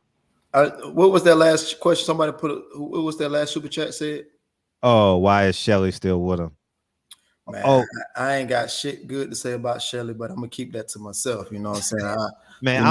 I'm gonna speak, and I'm just that nigga said. Well, I didn't say you cheated. You heard that part, right? Yeah, on well, I didn't hear it, but I seen it. Yeah, I seen it. I thought that was corny. I thought that was super duper corny. You know what I mean? I think you leave with the team you came with. You know what I mean? You take that shit in the locker room. You know what I mean? So, but Shelly out there trying to make money. You know what I mean? Shit, that's what he out there doing. He probably got another heavyweight trying to get him. But anyway, that's why niggas ain't. That's why he missed on a few young fighters. Bullshitting. Who? Shelly Finkel missed out on some young fighters and shit. I ain't got nothing good to say about Shelly, especially after this week. So, hey, what are you eating? Huh? What are you eating? Salad. Oh, okay. Somebody about to get in the training camp. Shit. Yeah. I need to get my shit together, man. Nah, he got shrimp. He got shrimp on that salad. Yeah, he ain't tell you that. He got shrimp on that salad, right? And some chicken. I know. See, I knew it. Oh man. Hey, Fred, that motherfucker eat good, cuz. Yeah, he be cooking. Yeah, man. He lost in bowling though. I saw that. Man, bro, that shit's some bullshit, man. He was talking hella shit too. Fred, the nigga was talking hella shit too. Dog, but I won 2 games out of 1, so I'm good. I mean, 2 games out of 3. Yeah, he was talking cash shit. And lost that motherfucker. Yeah, man. You did, man. But that's fun, man. Spending time with people you love, man. Yeah, you got to. Memories last longer than people do. Shit, hey, so you know, when you're pregnant, you know what I'm saying, you want to hear that bullshit, right? So I got to keep her happy as hell. Facts, big facts. That's for damn shit. Hey, look, you know, we all been there. Sean Porter, man, what's your thoughts? And shout out to Malik Scott on Blue Blood show, man. Yeah, I actually go back and watch that, but I did hear something between the lines when Malik was like, he want to talk to him publicly because this is something that you can't talk in person about because you've said so many things. It wasn't just what he said during the fight week. Now it was times where Sean did say some things good about Deontay, and I'm not saying that he has to always talk about good about Deontay because I mean when you being suppressed to talk or persuaded about the fight, you know what I'm saying? I'm just saying I think it should be a non-biased environment when you're in that line of business, you know what I'm saying? But like I said before, I even said on my show, like this ain't just a course, just this time period. It's been over a long extended course period, which he has said underlying the things about Deontay. And I don't know where that line came from because like I said before, I know there's numerous people who was contacting Deontay, when he lost the first time just to check on him, things of that nature.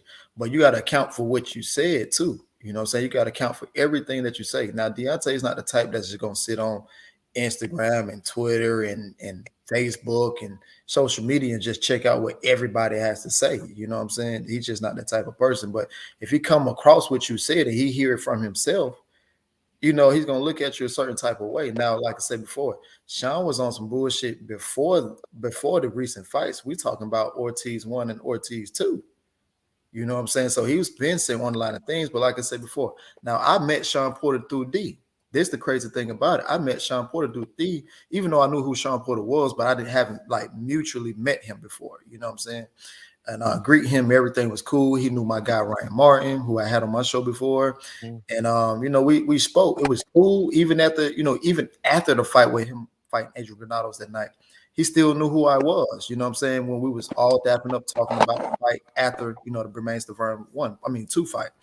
So it was a good deal of respect there from both fighters. And I remember when D said, D used to tell me, "Now, Sean, my guy," and you don't get that from D all the time, bro. You don't get him saying that's my guy. Just like the Charlos, he would call the Charlos his little brothers.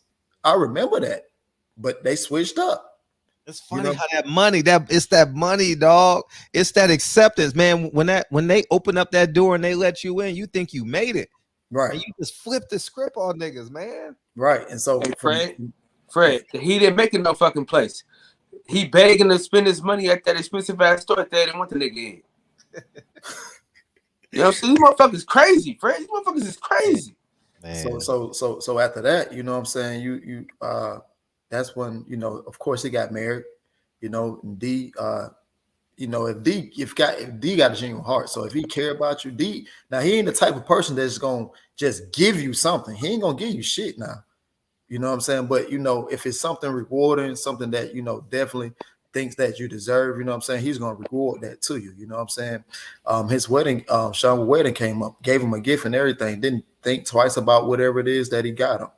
But once D kept saying the underlying stuff, now I won't show no screenshot, but D definitely sent me messages where Sean Porter would say, "What's going on, Chap? How you doing? Chap, I ain't heard from you in a minute. What's going on?" And you ain't getting no responses. But when you go talk like that, you wonder why you ain't getting no responses. You see what I'm saying? Yeah. Now it'd be different. Like I say, I got some of my own homeboys, you know what I'm saying, that went with Fury on the fight. Cool. I don't have no problem with that. That's your opinion. Go for who you want to go for. But my same homeboys, like I say, they real street niggas. They're able to tell me because they're men, bro, I think this is why I'm going for Fury, or this is why I don't like D in this fight. This is why. But they tell me, you know what I'm saying? Sean Porter, he thinks he can say whatever he say and then text D like everything cool. No, that's not how it works. And D's not that type of brother. He's a different motherfucker. Huh? You're a weirdo. Man, you're a weirdo, man. Man, because here's what I say. Like you stand on Christian values, man. Like you use that Christian front, but you don't even act like these guys are your brothers, man. You know what I mean? Like you be stunting on them, and man, it's just some weird shit, man. And honestly, when I was around him, I didn't see that. I saw a very upstanding person. Like I didn't see, but now that he got this Fox deal and he's a different person, man. I'm being honest with you. Right. I'm being dead ass honest with you. And it's like, and it's sad that he don't see it. You know, he think he's made it, but if they hire you, they gonna fire you now. That's no, I'm being honest. Like, you can't keep getting raises, man. Not when there's another 25-year-old that can do what you do. Right. You get what I'm saying? That's why Ray Flores, that's why they not going with the old man. What's the old man name? Which one? The announcer dude. Michael Buffer. No. Yeah, he's too expensive. So they go with they go with Ray Flores. And when Ray Flores get older, they're gonna get his ass out of there too, and they're gonna bring somebody else. It's cheap. That's business. Right. You got to stay in business. So I like Ray Flores, man. I fuck with that dude heavy. I just didn't understand what it was all about. You know what I'm saying? Because if I remember when I think you was the first person who sent me what he said. Yeah. And I'm looking at it, but it's like, bro, what you said was underlined because you never did answer the question what the man asked you. So what you said is what you and what you felt and what you was feeling. Right. You chose to come out and say that. So by you coming out and choose, that's how you felt. You put your feelings out there and not answer the question. Right. So he has to answer to that. You know, what is the problem? What's the motive? You see what I'm saying? He got to answer to that. I think they're like there's like an underlining like jealousy of Deontay Wilder. You know what I mean? Like subconscious jealous. Like they don't even know they're jealous of him. You know what I mean? Like it's eating them up that this guy is just got this fan base that's just coat, man. Coat life.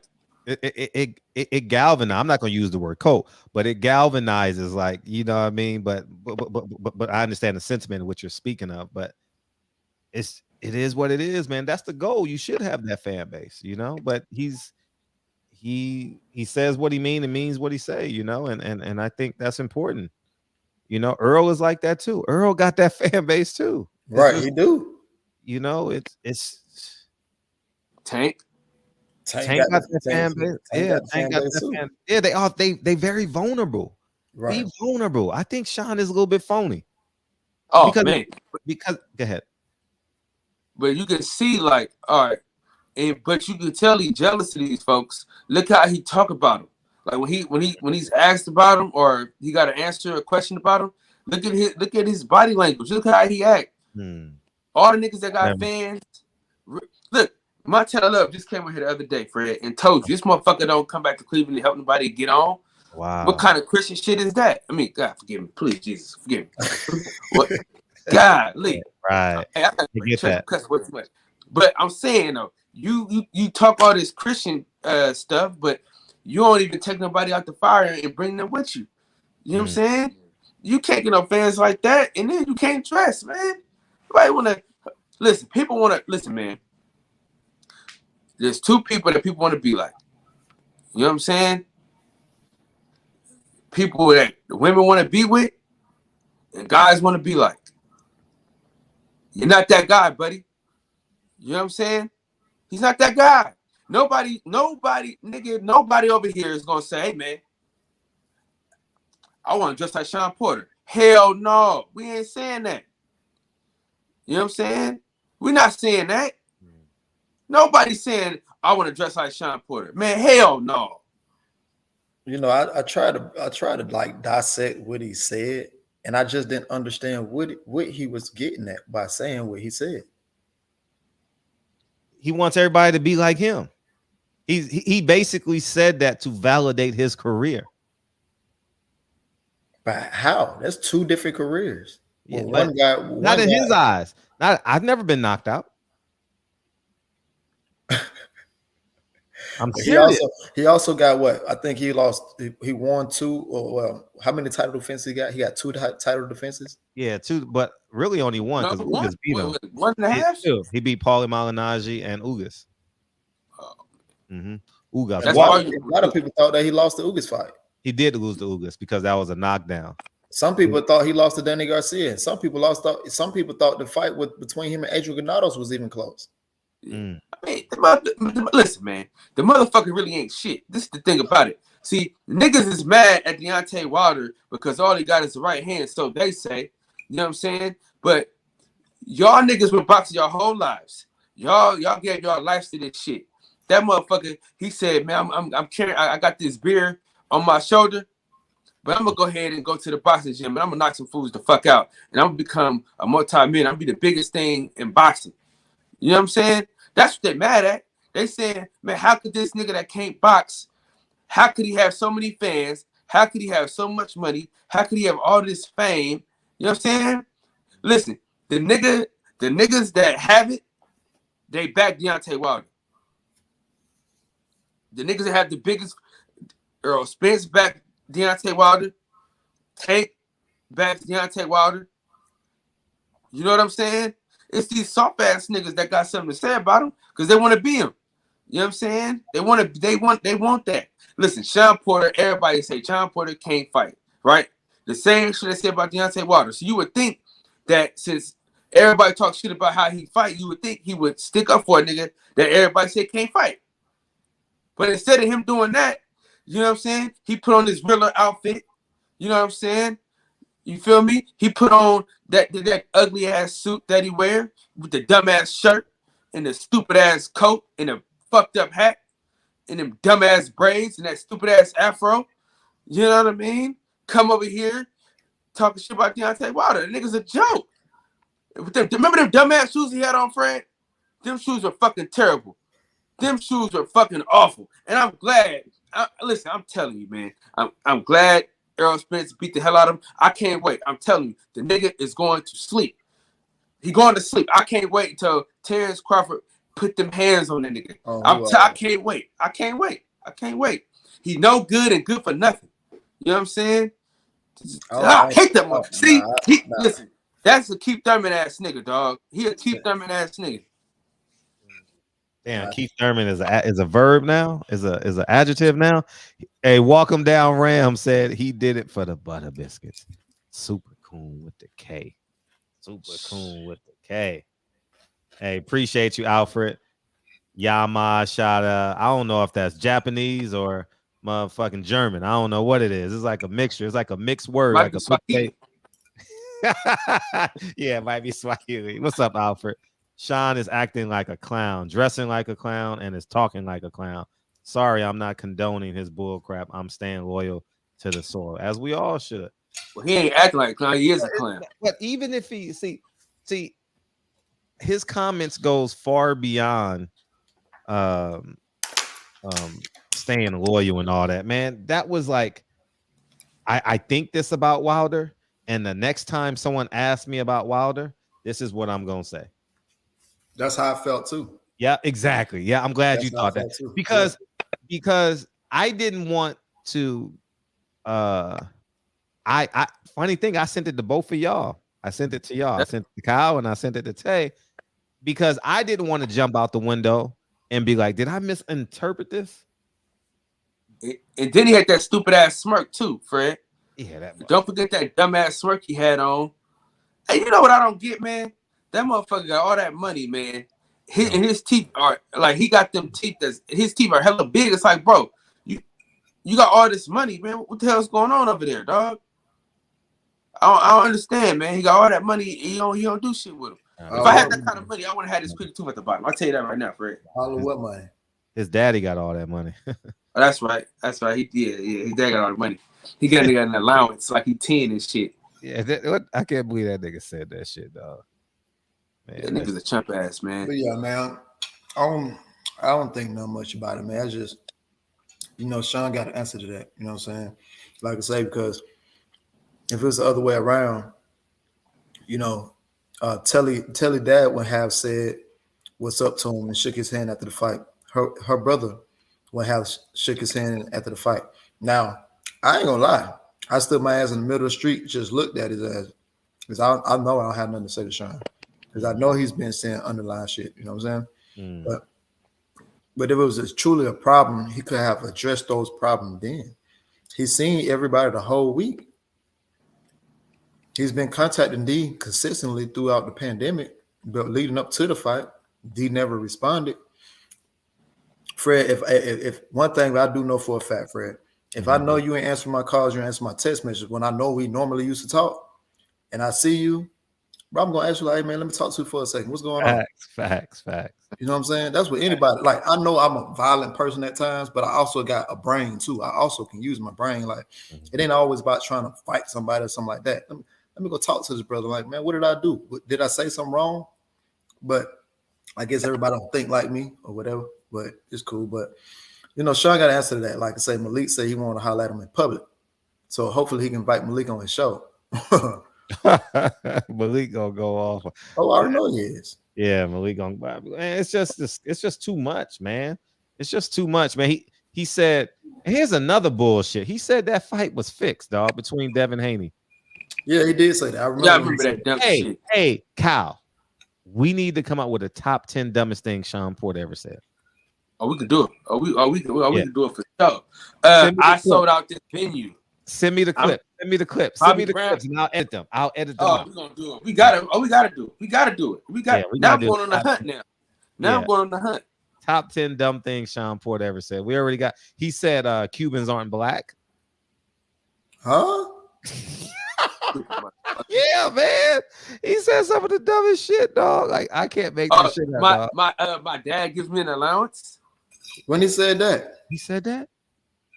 Nigga, you didn't know about that? No, I didn't know, but I don't know. He said it. Yeah, he said it on wax. We got to find that clip. No, we got to go, man. We got to have it up by Monday, Sunday. Monday, Tuesday. We're gonna have it. We're gonna have it up. When he say Cubans ain't black. Tone Brown sent that to me. He was talking to Rolly. Where Tone Brown at? Yeah, and he clipped it for me and sent it to me. And he said Cubans aren't black.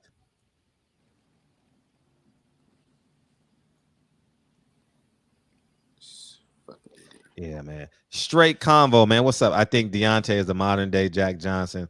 How the system was against him and Fury cheated him. Do you agree, Tay? So what now? What happened? I'll read it to you again. Straight convo, man. Appreciate you, man. Thank you. I think Deontay is the modern day Jack Johnson. How the system was against him and Fury cheated him. Do you agree, Tay? I definitely do agree, and I think people who involved with their side and our side, I think people in cahoots. I do, man. When we had that conversation last year, remember? Yeah, when you know too much, they try to keep you away, keep you around, or keep you away from certain stuff. And that actually happened to me this past weekend. But like I say, I don't for about a lot of people right now. You know, it's best that I don't say too much, but I really don't have nothing nice to say about certain people. Yeah, and I tell you what, and you know what I'm saying, and I'll say this on record, off record, or wherever the fuck. You know what I'm saying? If there's anybody that I'll ride with, you know what I'm saying, do whatever. This motherfucker Tay Jones, man. I'm telling you, this nigga, he a solid motherfucker, Fred. You know what I'm saying? You know that shit, but you know what I'm saying? Huh? What are you talking about? Nigga, talking about Tay Jones. Nigga right here. What the fuck you talking about, man? I know, fucking. What happened? Yo, you always fucking with somebody, Fred. Now I'm just saying, you know, he gonna ride for you. You know what I'm saying? He gonna ride for sure. Ride for my niggas. Even if he don't agree with some shit that you own, man, he gonna ride with your ass. You know what I mean? Right. Hey, whatever happened with Ak and Brock? What happened there? To my AK? Yeah, you call him AK. It's Ak, man.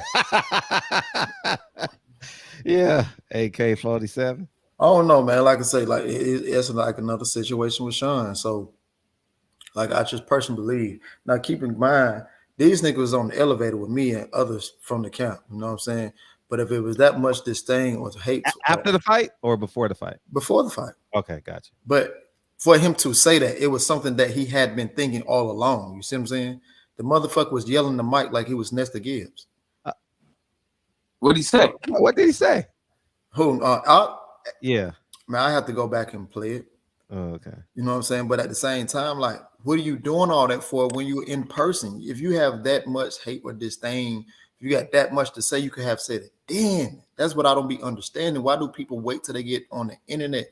Things of that nature. Like I just said, when I seen Mike Coppinger at the goddamn fights, and L-Dub probably in here, when we was getting ready to go. We was getting ready to go to the fights. A nigga came in the lobby by the fountain. A nigga looked my way. Shit, I wanted his ass to walk around where I was at, but shit, his ass didn't come my way. When we seen him after, and Cal was right there the second time. We was in the food court. When that motherfucker looked up, I shot the motherfucker bird just like this. He looked over there and looked back the other way. He didn't bring his ass over there. Hey, he said, so I'm gonna keep that same energy. So I just expect for people to keep the same energy that they be having. You know what I'm saying? Not just on computer, but in real life. Keep the same energy. But like I say, both of those guys is on the elevator with me and Marcelo's. If there was any type of disdain, hate, or anything, somebody should have said something. Really, that's interesting. Yeah. It was funny. Hey, Fred, the nigga Tay Jones, I hope the nigga come up so I can slap the shit out of him. That shit was funny. That shit was hella funny, dog. He wanted the nigga to come walking over there so bad, dog. Mike, who did he want to come over there? Mike Carpage. Oh, yeah, man, that nigga Mike Carpage a lying ass, man. Gonna tell Shelly some bullshit. Man, he need his ass beat for that. What'd he say? They gonna talk about I told him about a conversation that me and Shelly had, me, Shelly, and Malik had. I'm like, bro, who the fuck do I know you? Why would you even say some bullshit like that, bro? I don't even fucking know you. You know what I'm saying? Some whole shit to me, but you know. Alfred, man, what's up, Alfred? Thank you for coming back 2 times. It's Wilder versus the World. They had to scheme the title away from Wilder. Racist ass sport. Shaking my head. Either way, it's Bomb Squad all day, at all times. To this day. To this day. Yeah, man, but that's what it is. I would like to say I don't have no disdain, hatred towards Sean, but I did talk to Bud at the MGM. He did say he's gonna beat his ass though. Well, that's and Ted, you remember who I was with the whole time until I when we trying niggas. Yeah. So yeah, we was talking, man. Yeah. But, you know, I don't got no hate because I actually think I don't think he's a great fighter. I think he's a good fighter. Think like sort of what he said when he said that, you know, talk about Deontay as a sighting fighter, nigga. That's what motherfuckers say about you. They just say shit. Sean Porter, sighting fighter. Why? Because shit, he, you know, when he fight, you can expect him, you know, box like he playing football like that. You know, he gonna make it rough and tough. You know what I'm saying? So, you know, but you know, he got to answer that to D. You know what I'm saying? Because like I said before, ain't no way in hell I can keep texting you and calling you and things of that nature, and I know I'm not getting a response back. And then, you know, be one way on a broadcast, but then behind closed doors, you want to text and call me. Like, nah, that's not player like. Right, that's not player like. When it text, God bless you, after you know you disrespect him in front of all these people and shit. That's what I'm saying. So, like I said, I don't you know. Oh shit, we got our first phone call. Who this? 831. What's up? I can't believe I got in tonight. Ain't nobody calling. Can y'all hear him? Yeah.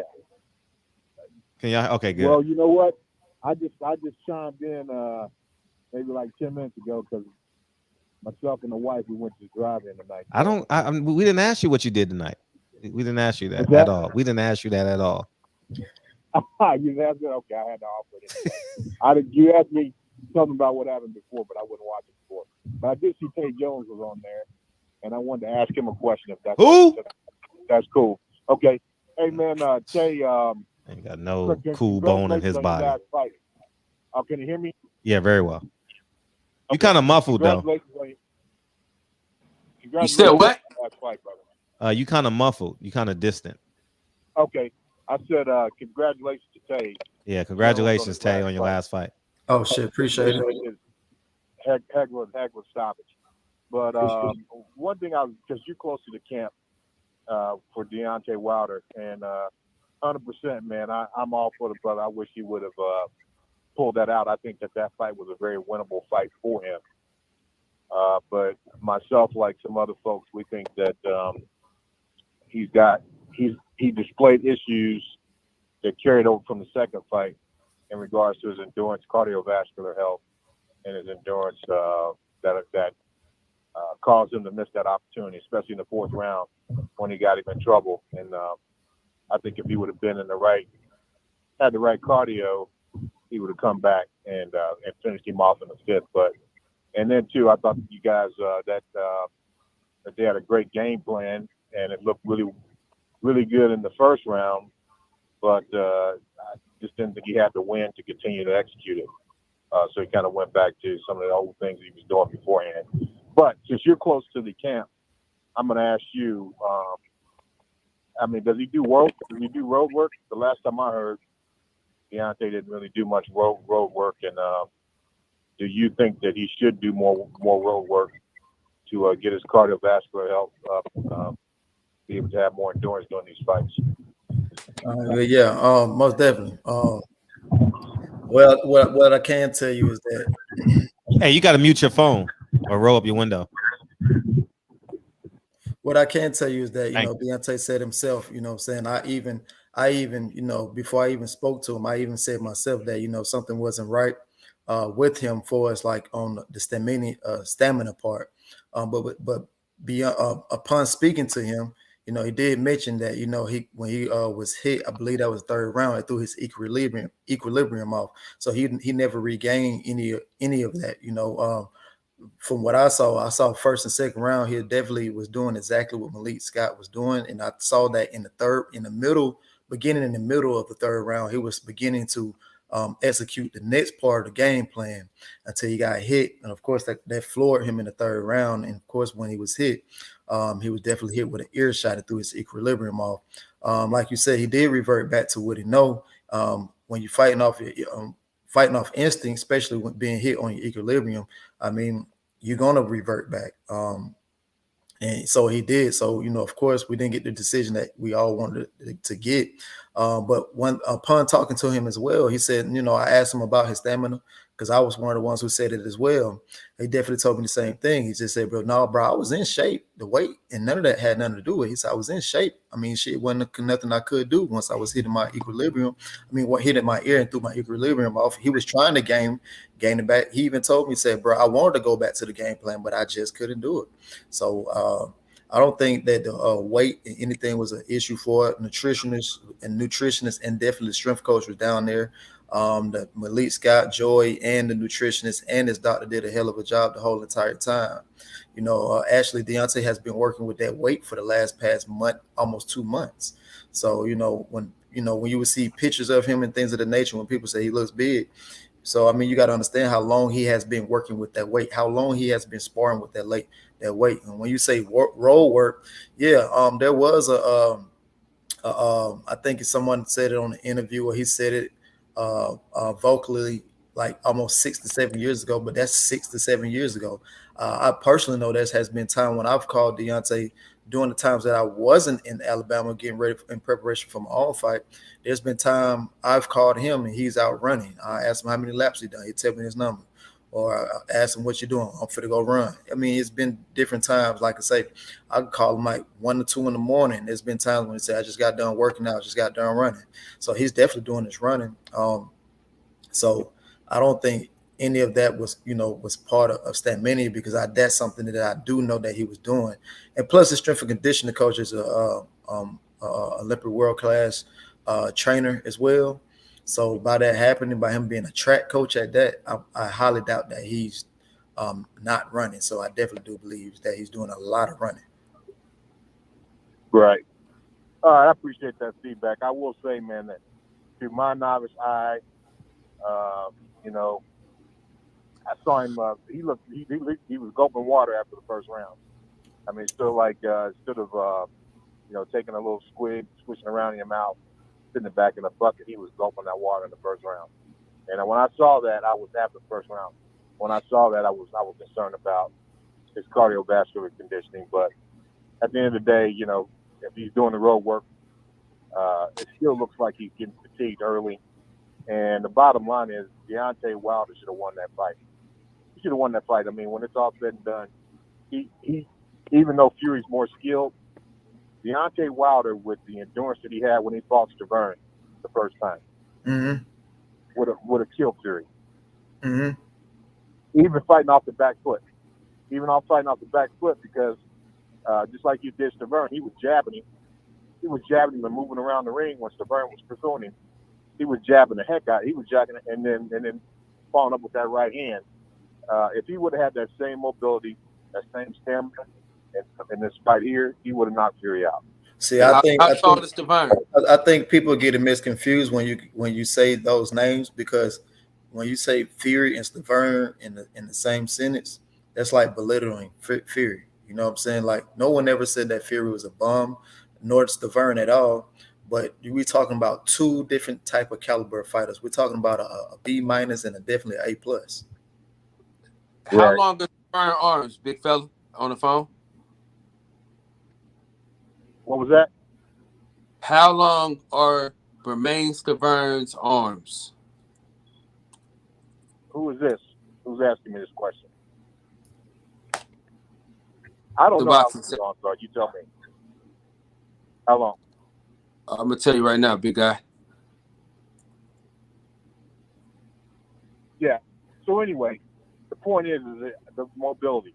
The mobility and the stamina that I saw Deontay have in the Stavern fight. I think if he would have had that same stability or mobility and endurance in that Fury fight, I think he would have had enough to finish him in that 5th round. I think he knocked him down in the 4th, right? Yes, sir.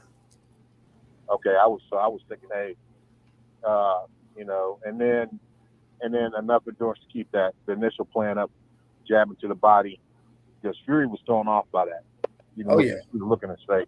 Oh yeah, you can definitely tell he was. Yeah. Yeah. It just seemed like he just didn't have the wind to continue with that strategy into those 2nd, 3rd, 4th, 5th, 6th rounds. Because I think if that he could have kept that up and then had that same stamina and mobility that I saw him have in the Stavern fight, he would have stopped him. Sure. Bottom line is, people say, "Oh, well, Fury's just got his number." I don't think so. I think that Deontay, with the right cardio health and endurance stamina, knocks Fury out. Period. For sure.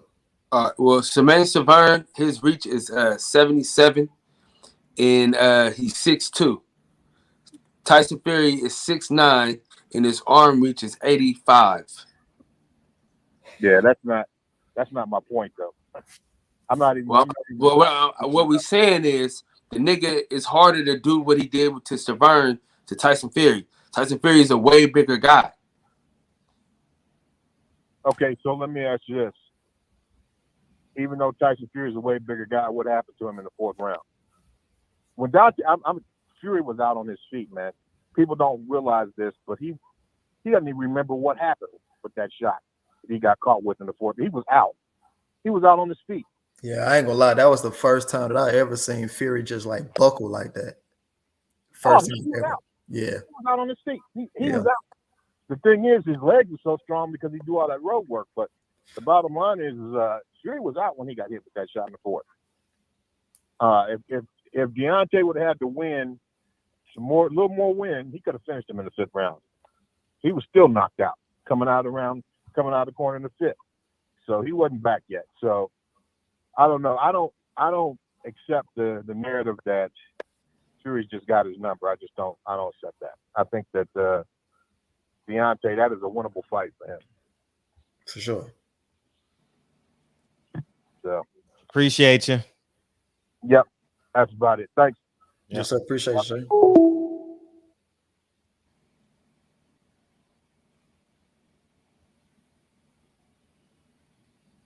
Well, we got a moment of silence. Shit, man.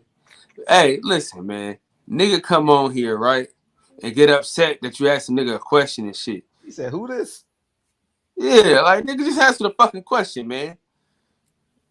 You know, nigga gonna bring up Stavern and Tyson Fury. What kind of shit is that? I mean, I get his analogy, though. You know what I'm saying? I definitely get his analogy. But at the same time, like I say, we're talking about two different caliber of fighters. But he's just pretty much saying the stamina that he had in that fight. And I get what he's saying. You know what I'm saying? I definitely get what he's saying. But like I said, I don't think But see, when he seen D go open water, but shit, D was doing that shit in camp. So I was just thinking to myself, like, well, I didn't see a difference. That's why I didn't, respond back to that part of it. But I seen the same thing. Well, I didn't see any difference from that, and I watched it again today, you know what I'm saying? So it's just like I seen the same things, Other than that, I didn't even know myself before upon talking to D. I didn't even know that was the cause of it, of him reacting the way he did and going away from the game plan. You know what I'm saying? Shit, y'all think y'all ain't the only one who wanted to stay with game plan? Shit, I do too. You know what I'm saying? 226, what's up? Yo, salute, Brent. What's up, man? What's going on, man? Am I live? Yep, you live. First time caller. Welcome to the show. What's up? You live? Yeah. Long time listener, first time caller. Man, thank you. I just want to say, man, I appreciate the show. I'm a big supporter. Thank you, brother. Absolutely, man. But I want to give you guys my thought on what happened. If that's okay, if I can get about 3 minutes. Yeah. Okay. All right. Oh, by the way, salute to Katie Jones and Kyle, man. Oh, salute, man. I just want to say, man, like I've been waiting for Deontay for years now, man. He's definitely one of my favorite. I've always been a fan of the puncher, you know what I mean, since George Foreman.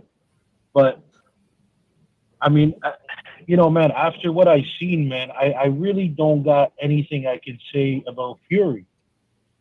You get what I'm saying? The man can mentally frustrate you. And you got to give him that respect, man. That when you're fighting him, and he goes like this, he says, "You're the hardest puncher of all time, but I took all your punches, and not only did I take them, I hit you, and I hit you harder because I knocked you out." So what I'm trying to get at is, like, when you fight a man like that, it's just mentally like difficult to have to handle that. You get what I'm saying? Like that's just gonna get in your head, and there's no way around it, man. And I'm just saying, man, I gotta keep it real. I still love Deontay Wilder. I'm always gonna support him till the end. But as far as who's the better boxer, I gotta give it to Fury, man. You know what I mean? He went up there, he did his thing, man. But I don't think this is it for Deontay, man. I think he's got a couple more fights left. Oh yeah, for sure. You know what I mean? He'll be back in April. You guys know some contenders we got? What do we got? Dillian White. Who else we got? Well, you got Dillian White. You got Ruiz. You got who else we got? You got Joshua. That's probably one of the biggest names. And Ruiz fight to be big though. I think I want. At the end of the day, he's still the money man in that division. How's and people will probably question why. How's he still the money man with no belt? Well, the thing is this: we know for a fact that Fury can't sell in the U.S. We know that Usyk cannot sell in the U.S. So there only leaves one person. Which is Deontay Wilder. You know what I'm saying? And any fight right now that Deontay Wilder fights is bigger than the undisputed match between Usyk and Fury. Why? Because the numbers definitely, especially say like right now, if it was a Usyk versus Tyson Fury, not taking nothing away from their fight, but if you had Joshua and Deontay, I'm quite positive, I'm 100% positive that people will buy Deontay versus Joshua before they buy the Tyson Fury and Usyk. So it's still what up? I can't disagree with them, man. But just before I hop off, man, I wanted to say I appreciate y'all letting me on, but I just want to say to Kyle, man, what do you got a problem with the way Sean Porter dressed, man? You know what I'm saying, man? The kind of silky suits and shit, man. Why you hating on him, man? He got that from the nearest discount mall. He got that from the nearest swap meet. I thought you were gonna say the thrift shop. But, no, if you ever been to the hood, right? They got these little shopping centers. Yeah. Like I've seen the swap meets and what do you call them? The not the outlet malls. What do you call them? Those The flea markets. Have you ever seen Friday After Next? Hell yeah, man. Remember Money Mike, his store? Yep. That's what Sean Porter shops. Cat Williams. Yeah, that's what Sean Porter shops. This man crazy. Yeah, you guys crazy. No, but man, appreciate you guys having me on. Love the show, man. Thank you. Salute, man. Take care, brother. Thank you. Appreciate it. Have a go. Man, Rolly's a fool, man. I'm gonna get you one of them suits, man, for Christmas. Oh, Tay Jones. And you got all shit. I don't wear suits like that. I real talk. I really don't. I like to dress up. Don't get me wrong. I like to dress up, but bro, I gotta be in a damn good mood to dress up like that. Yeah. 915. What's up? What's going on, man? Hey, man, what you got? I started not to call because I was waiting for you to shit on my man Jalen Hurts, but I'm guessing you didn't see that. Oh man, he had a bad night tonight. Way worse than that. I want to open up with the show. I totally forgot to open up with Jalen Hurts tonight. He ain't that good, man. He can't read.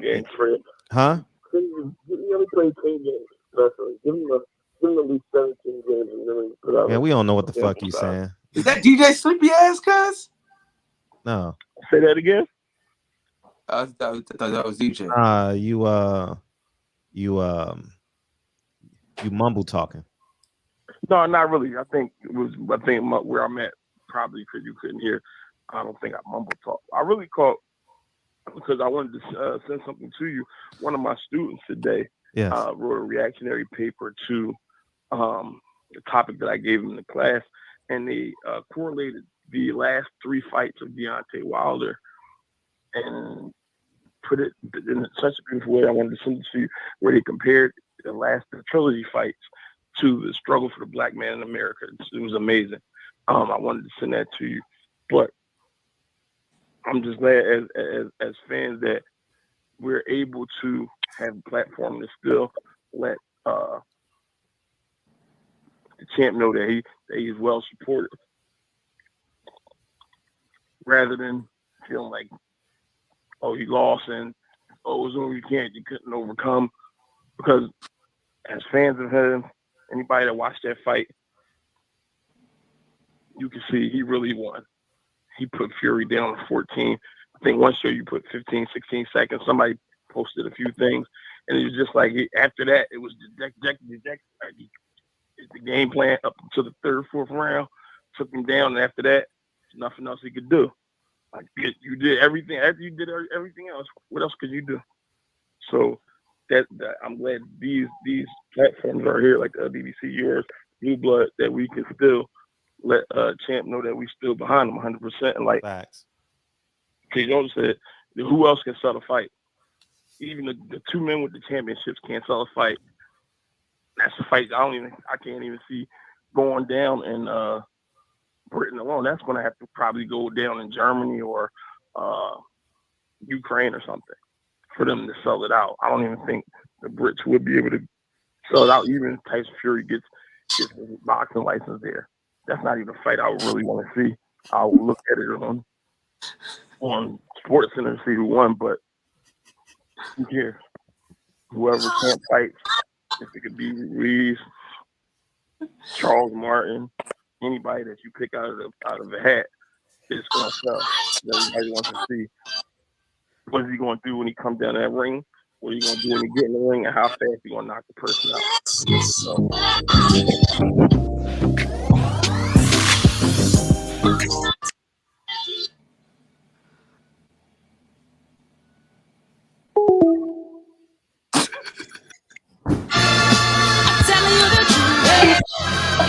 It's only what you do.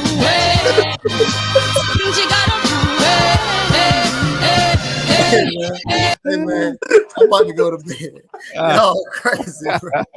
I'm finna go to bed, man. Appreciate you coming on, big homie. Appreciate you, big homie. All right, bro. All right, love, man. Hey, that nigga had us lost from hello, man. We appreciate the sentiment, though, man. We appreciate the effort, man. Man, we ain't shit, Fred. hey, Fred. Hey. And we do that shit 100 times. That shit's still funny, dog. Oh, shit. Oh, man. Oh, man. Hey, yeah, we get these callers out of here, man. These motherfuckers be talking, dog. Hey, Fred, I ain't gonna lie, dude. When me and you on the same petty page, oh man, it's the best thing. Oh God. Oh. Hey, dog, man. Hey, that shit was fun. I know what. All right, we're gonna try this one more time. This is the last call of the night. Please be terrible. What's up, 301?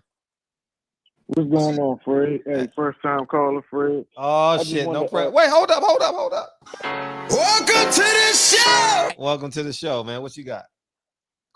Thank you. Hey, I just wanted to get some information about these upcoming fights. Like, who you see in that Shakur Stevenson fight? Who you see winning that joint? And also that Rolly and Tank Davis joint. How do you see that fight going? I got Shakur winning, and I got Floyd robbing the bank again. He robbed me for sure, and I'm letting him. Hey, so when you just had Truck going, and I watch your I watch everything that you be putting out. Oh, that's love, man. Out some great information. Oh, that's love, dog. That's love. Have you bought 9 Wives? Yeah. No, I need to watch 9 Wives, but I've been. You ain't support everything he do, then, man. You ain't bought everything that he do, man. You gotta buy 9 Wives, man. Yeah, 90%, dog. I'm gonna make sure I do that. Thank you. But like, why didn't you explain to Truck the same thing that you explained about like that Leonard Ellaby and that Tank Davis, where Tank Davis had to pay promotional fees and all these other boxers and stuff don't have to do that? Like, why? Like, in that position. I don't understand that. I didn't want to pop the rubber band. I stretched it a little bit, and I ain't want to. You know what I mean? He's still, you don't know where he's going in his career. So I just left it at that. I didn't want to make him say something that He's young, man. Like Lionel Thompson, I can talk to him. He's 35 years old, man. Deontay Wilder, they 35 years old, man. But these young kids, man, the connections, they may need them down the line. So I kind of didn't want to put them in a position where you got that. I wanted them to feel safe still. Right, because I'm from Gary Russell area over here in PG County, so in DC area. So I look forward to seeing the Tank and Gary Russell fight. Like, that'll do wonders for our city. Like, it'll be DC against Baltimore, because we already had that type of rivalry anyway. So I would love that to happen. But just the information that I hear about just Tank getting robbed, I just feel sorry for the dude if he don't know and he just gonna keep going on in life. And you be seeing how the boxers, they get older, then they don't have no money, and then they be wondering why. Like, dang. Yeah, I don't know why these fighters don't realize. How is Bob Arum still in business 60 years? Ah, okay. Oh, and another thing. Look, I watched y'all Porter. I just started watching y'all Porter podcast probably like 3 weeks ago. They be putting out new content. So I'm like, damn, Sean Porter, he kind of a humble dude. And I started feeling him. But then y'all started letting me know all the behind the scenes shit and just let me know about Sean Porter until tonight. Y'all was kicking all that stuff tonight. I'm like, God damn, maybe this dude ain't who I thought he was. He ain't. The only thing that he is that you thought he was a bad dresser. But he be clowning himself about the way he be dressing. He be knowing he be a bad dresser. Oh, he knows he's a bad dresser for sure. He knows it. He clowned his own self about his dressing. And I don't understand why he said that about Wilder. Anyway, just that I don't know, because on the show it's kind of like he give a different energy off of the show. If you ever catch his show, he didn't kind of give that statement that he gave when he did that interview. So it's kind of contradictory about what he talked about on the show than by that comment that he just made in that interview. He gonna retract it though, man. He always do shit and then retract it. You know what I'm saying? Okay. I didn't mean it that way. The nigga goofy, man. Just like his fucking outfits. Fucking goofy. But man, yeah, Fred, thank you for having me on, man. I love the show. Keep putting out that great content, thank you, man. I stay up this late at night just to hear what you about to say. Oh, that's I was love. liking all the guests that you have on there. You had my girl on there one time. God damn, I can't think of her name. Well, it ain't your girl then. Nah, because I ain't seen her in a while. She don't be on nothing, but she was on BET. Was the talk show host, the MTV joint. What's her name? Oh, Nanda Lewis. Yes, when you had her on She there, fine, man, that was a great ass show. She fine. Great ass show. God, Ananda fine. Make sure you do two things before you go to bed tonight. Unwise. Go ahead and click that link for 9 Wives and make sure you go to the boxing section right after this, man. We live, baby. We live. Oh yeah, we going live right now. We got 7 minutes till it start. Oh shit! All right, that's a bet. I got y'all. Thank you, dog. We'll be right over there. All right. For sure. What's up, Kyle? Man, let's get out of here. You got your show at 11:30. You got you, and guess what? My battery held up a little bit. My battery's at 77. Do it. Let's do it. Just do it, Fred. Just do it. Just do it. Let's call. All right. Yeah, let's do it. We got another new caller. Who this? Yo, what's happening, man? It's your boy John, man. Oh man, how much owe you? Nothing, man, nigga. We just finna chop it up for a couple seconds. Let y'all boys get out of there. All right, what's up? What's up, John? Shit, they wanted to see what y'all real thoughts was on that Rolly and Tank. Like, how the nigga book that type of fight for Tank? Man, I told you, Floyd, about robbing the bank. It's illegal bank robbery. Yeah, he got that clown. It looked like his career is just Tank doing the fight. Mm-hmm. Yeah, facts. I agree. I couldn't agree with you more. Yeah, that's great. What's a realistic fight for him after this Rolly fight for him to actually get everybody attention? Gary Russell. Yeah, I kind of figured that. Yeah, I thought maybe either him or Tio. No, they're not on the same promotional company, so that's not gonna happen. Floyd told us it's a legal bank robbery and you're not crossing the street. Man, how much more pimping can it be? Yeah. Yeah, that's great. Yeah, yep. I don't fuck with him, man. I respect him as a fighter, but I just think he tore up boxing. Mm-hmm. Damn sure did. He just doing what other niggas is doing. Yeah. No, you just like it. Mm-hmm. Yeah. I just can't respect that, man. I just, I like Tank, but I wish he wasn't with Floyd. Mm-hmm. He wouldn't be the star that he is if he wasn't with Floyd, though. Yeah, I guess. Oh man, Tank would have been a star. He's so vulnerable. Yeah, but he was able to get the Mayweather blanket. You know what I'm saying? Yeah, I get that. Yeah, it helps. Yeah. Floyd definitely added value. That now let's. Yeah, but I mean, if he'd went with Bob, he'd have still been. You know what I mean? Mm-hmm. Like I think he'd have been all right with Bob. I'm dead ass. He wouldn't be this guy though. He got mass appeal. Yeah, facts. Yeah, but yeah, man. Yeah, I'm gonna let y'all boys get out of there, man. I just wanted to chop it up, Kyle, man. I ain't really, call when you was on there, but I respect you. You're a good nigga, man. Oh man, appreciate that, man. Make sure you click that link for 9 Wives, and then go ahead, come on to the boxing section. Don't even worry about that. I respect the shit out y'all boys, man. Y'all keep doing your thing, man. That's love. Appreciate you, man. Yeah, that's a bet, man. One. Yep. Hey, Duncan, how's November 11th? You want to come on November 11th? How's that? November 11th, 9:15. That's the next opening we have.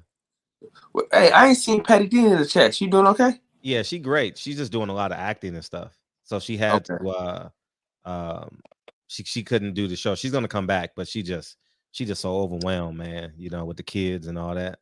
No, we great. We still talk for sure. We still great. Okay. She just couldn't do, she just had to she's getting a lot of acting gigs, so it was real challenging. Rightfully so. Hey Fred, shit, man, you ain't doing nothing but eating pistachios and drinking orange juice, nigga. Come on through real quick, man. We're gonna talk about. All right, I got you, Duncan. Got you. Yeah, I just wrote it down. Yeah, gotcha.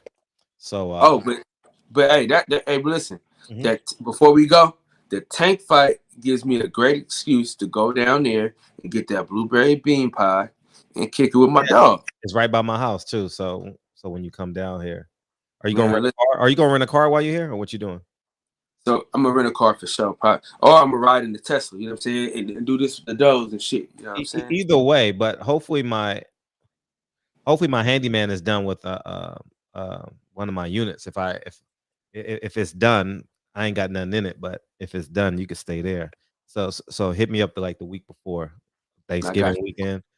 Yeah, I got you. Yeah, 100%. Yeah, man. It got to be painted. We got to paint it. Hopefully, it's painted before then.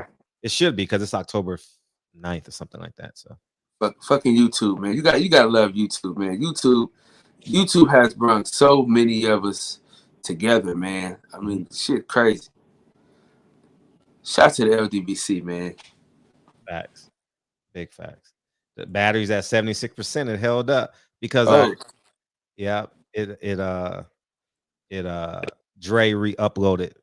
My whole computer screen looks brand new. All the icons are modern. So it might have been just you need an update. Probably because it's at 76%, but it still should be at 100 though because it's on a charger. So I'm gonna still take it Saturday and see. Cool. But as long as it can go 3 hours, I'm good. So because 3 hours is the longest I'm on this computer at nighttime with y'all. 2.5 hours, excuse me. So yeah, man. That's I thought about going to that fight in Fresno, but I said nah, fuck that. Oh shit, Fred. Shout out to the Lions Den Boxing. It's a new gym out there in Pittsburgh. I'll be out there Saturday. So man, if you in the area, come on through and get some work. Huh? Oh, it's a brand new gym. Who opened it? Maury Jones. Him and his camp. Oh, really? One of the OG. Man, listen, man, some solid niggas down there. So Bill gonna be there? Huh? Bill gonna be there? I doubt it. Okay. Hopefully Bill was doing good. I ain't heard yet. I gotta shoot him a text, make sure he's good. Well, you know, hey, once he like Batman. Once you say his name, he gonna appear. Well, we love Bill Haney. Hey, man, something like that. Nah, we love him. Even still love him. Disagree, still love him. He's just a player, man. He's just a player, cuz. He's just smooth with it. He just smooth with it, man. That's his swag. Who you want to see on the show? I definitely want to get BC, man. We need Brian Custer back, man. You playing games, Fred. I ain't call him. That's who we want, man. That's who we want back on the show. Man. He's so busy. We need Caleb Plant too. Caleb Plant. Yeah, I got my phone. I'm gonna charge it. I have his number in my old phone. Yeah, maybe I'll DM him, but I can just DM him. But you know, we need Tony Harrison back in this thing too. We do need Tony Harrison with the cornball t-shirts too. Tell him to bring the t-shirts. We need. Oh my gosh, that show. Oh my gosh. Oh man, but I want him when he has a fight coming up. But still, we'll still get him. We'll see what he jumps at a moment's notice. He's cool. I have a great deal of respect for Tony Harrison. Shout out to Tony Harris. Hopefully he can make a full comeback, man. I don't count his last fight. He got to get a trainer though, man. He got to find somebody he can trust. Yeah, well, he was down in Florida. Was the last fight, so I don't know who he was training. Maybe go down there with Kevin Cunningham. Maybe that'll be a good one. I think Roy Jones would be his best bet. You think Roy Jones? Why? Just because the way he reveres him, and I think that he can bring the best his attributes out. Okay, that may work.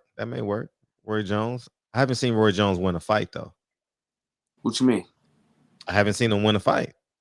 What, his fighters? Yeah, who's he have? He got a few becoming fighters. I'm not saying it disrespectfully, but I'm saying I haven't seen him win a fight. Devin Haney, not Devin. Devin. Got the draw. His fighter got the draw against Tony Harrison. Devin Alexander. That's what I'm saying. I haven't seen him win a fight. So I gotta look it up, but he got some shit. I know he got the kid overseas, Chris Eubanks. He won. Yeah. He won good too. But like you said, he beat the nigga he was supposed to beat. Yeah. What was I gonna say too? Hey, now that you got the song, Fred, I ain't got the rewind it and shit. Good. Hey, that shit was funny. That shit was on accident, but I'm glad it happened. What's that? The song played in that first. Mm-hmm. That was the best accident, man. The best accidents.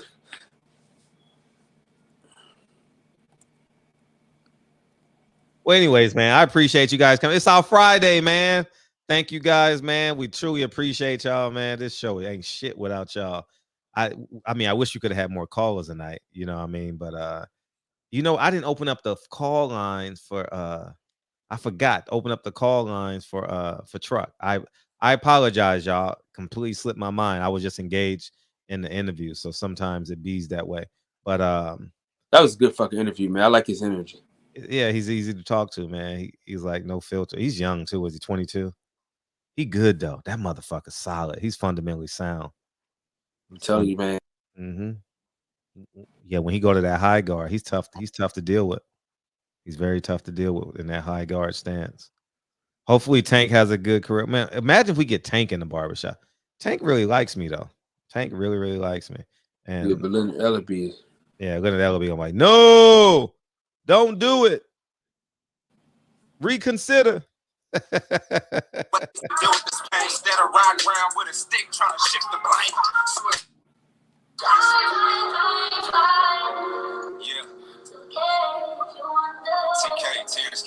right, I'm going. Barber. Oh, I'm waiting on you. Play the song, Fred. Appreciate you, man. Thank y'all, man. Y'all be safe this weekend, man. Ain't nothing out there but pussy and money, man. Y'all be safe going out there getting it. You know what I mean?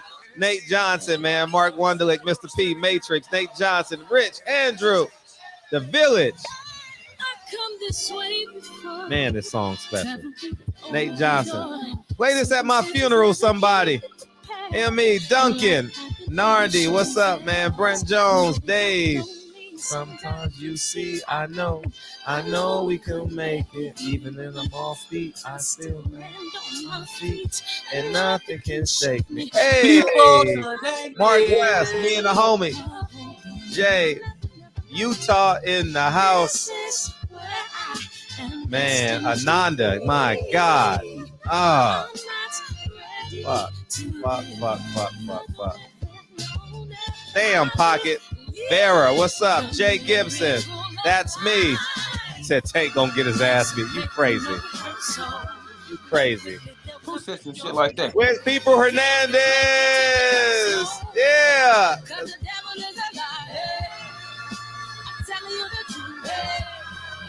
It's all in what you do.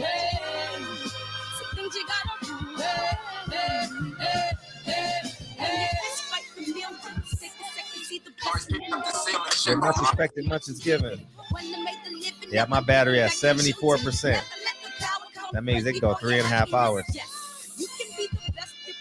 That's good enough right now. Yeah, man. Oh, I want to get Sugar Hill on. I'm gonna call Sugar Hill this weekend. Nah. I guess so. You know, man, I really wish he could have put Derrick James in his corner too, though. I think Malik Scott as the head trainer and then Derrick James as the co-trainer would have been nice. That's what, but we needed them to win, though. You know what I mean? We still got that $2,900 just sitting there. So it's still there. We just got to decide what we're gonna do with it. Keep it real. So Lincoln, that backpack giveaway is only once a year. Yeah, I still have backpacks left over. So whatever we need in the community, I'll pull from it. I'll let you guys know how much it costs. I'll show you guys the receipt if we do something. You know what I mean? And we'll do it like that. You know what I wanted to do? I wanted to do like an etiquette class for women. I was gonna have an etiquette expert come in and just give a lesson on etiquette for women, for young ladies. Because many of us got daughters. You know what I mean? They don't watch the show, but we got daughters and we can teach them about etiquette and all that. I was thinking about that. Well, there's a woman in Atlanta I emailed, but she didn't get back to me. Love y'all, man. Love y'all, man. We gotta get Gary Russell back in the ring, dog. Hashtag free Gary Russell. Man, for real. Man. Hopefully, Abdul Mares wasn't. He didn't get the whole. He didn't have a whole story. Let's hope that's the case. Man, Abner out there getting paid, man. Abner out there. He ain't fighting again. Yeah, he said he's about to fight again. Who he gonna fight? He gonna fight at like 135 too. 3 years? Oh, he about to fight Tank. Oh shit, here we go. Cinco de Mayo. Tank and Abner. Man, this so full of shit. Anyways, man, I love y'all, man. I appreciate you, Kyle. Cool. All right, big dog. I highlight you. Your show. You 8 minutes late. No, we already live, baby. We live. All right. You know, I got the music already going. Look. I know. That's why you did the intro. I got it. I know. Appreciate you. We going, man. Appreciate y'all, man. Yep.